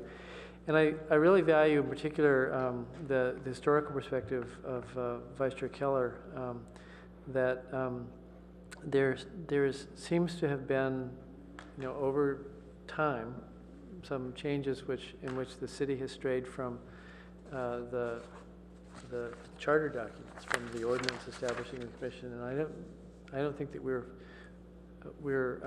being empowered or enabled to do our duty fully. And I think that unfortunately, is probably not an intentional sabotage, but I think it degrades the functioning of council. And I think it damages the public trust, and I think it affects, particularly, what Vice Chair Keller has mentioned something which I have also noted, is that on things that are particularly important or potentially controversial, this notion of preliminary review by council, then sending it back down to the commission with guidance to fulfill some instructions, and then back up to council to act on the recommendation where the recommendation isn't particularly weighty and they have this sort of de novo process, almost goes to say, well, what's the point? I mean, it's, I don't want to get defeatist about it, but I think it really then forces council into this reactive mode where particularly on some issues where the public is concerned, they show up, 100 strong, and their decision-making process bogs down. So I think going back to our roots and being clear on who does what and how would make everybody stronger.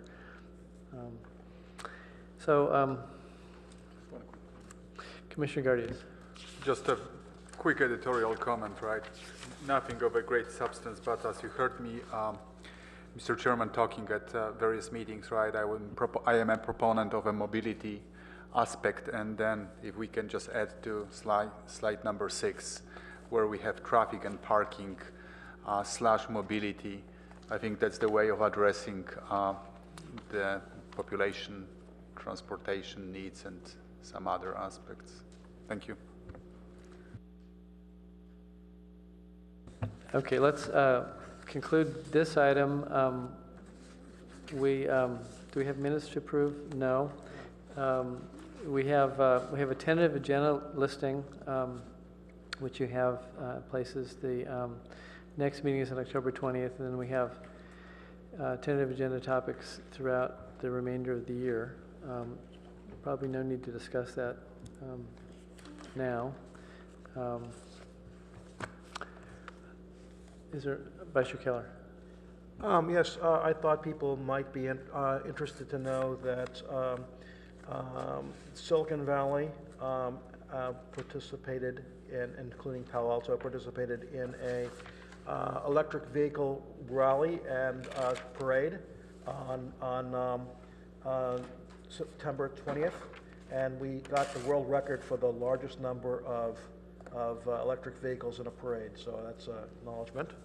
And I participated in a meeting of the Bay Area Climate Electric Vehicle Coalition the other day, and we're acknowledged for having our ordinance, our electric vehicle ordinance, and we're trying to figure out how to help other cities with that and how to improve our own. Thank you. Okay. Commissioner Alchek. So I just want to mention that today is the 50th anniversary of the Japanese bullet train, Shinkansen or something like that. And I just want to mention that because we have significant rail in our backyard that is Luddite in comparison to a 50-year-old technology on the other side of the Pacific. So maybe we can all dwell on that a little bit. Okay. Motion to adjourn, seconded and passed unanimously at 9:20.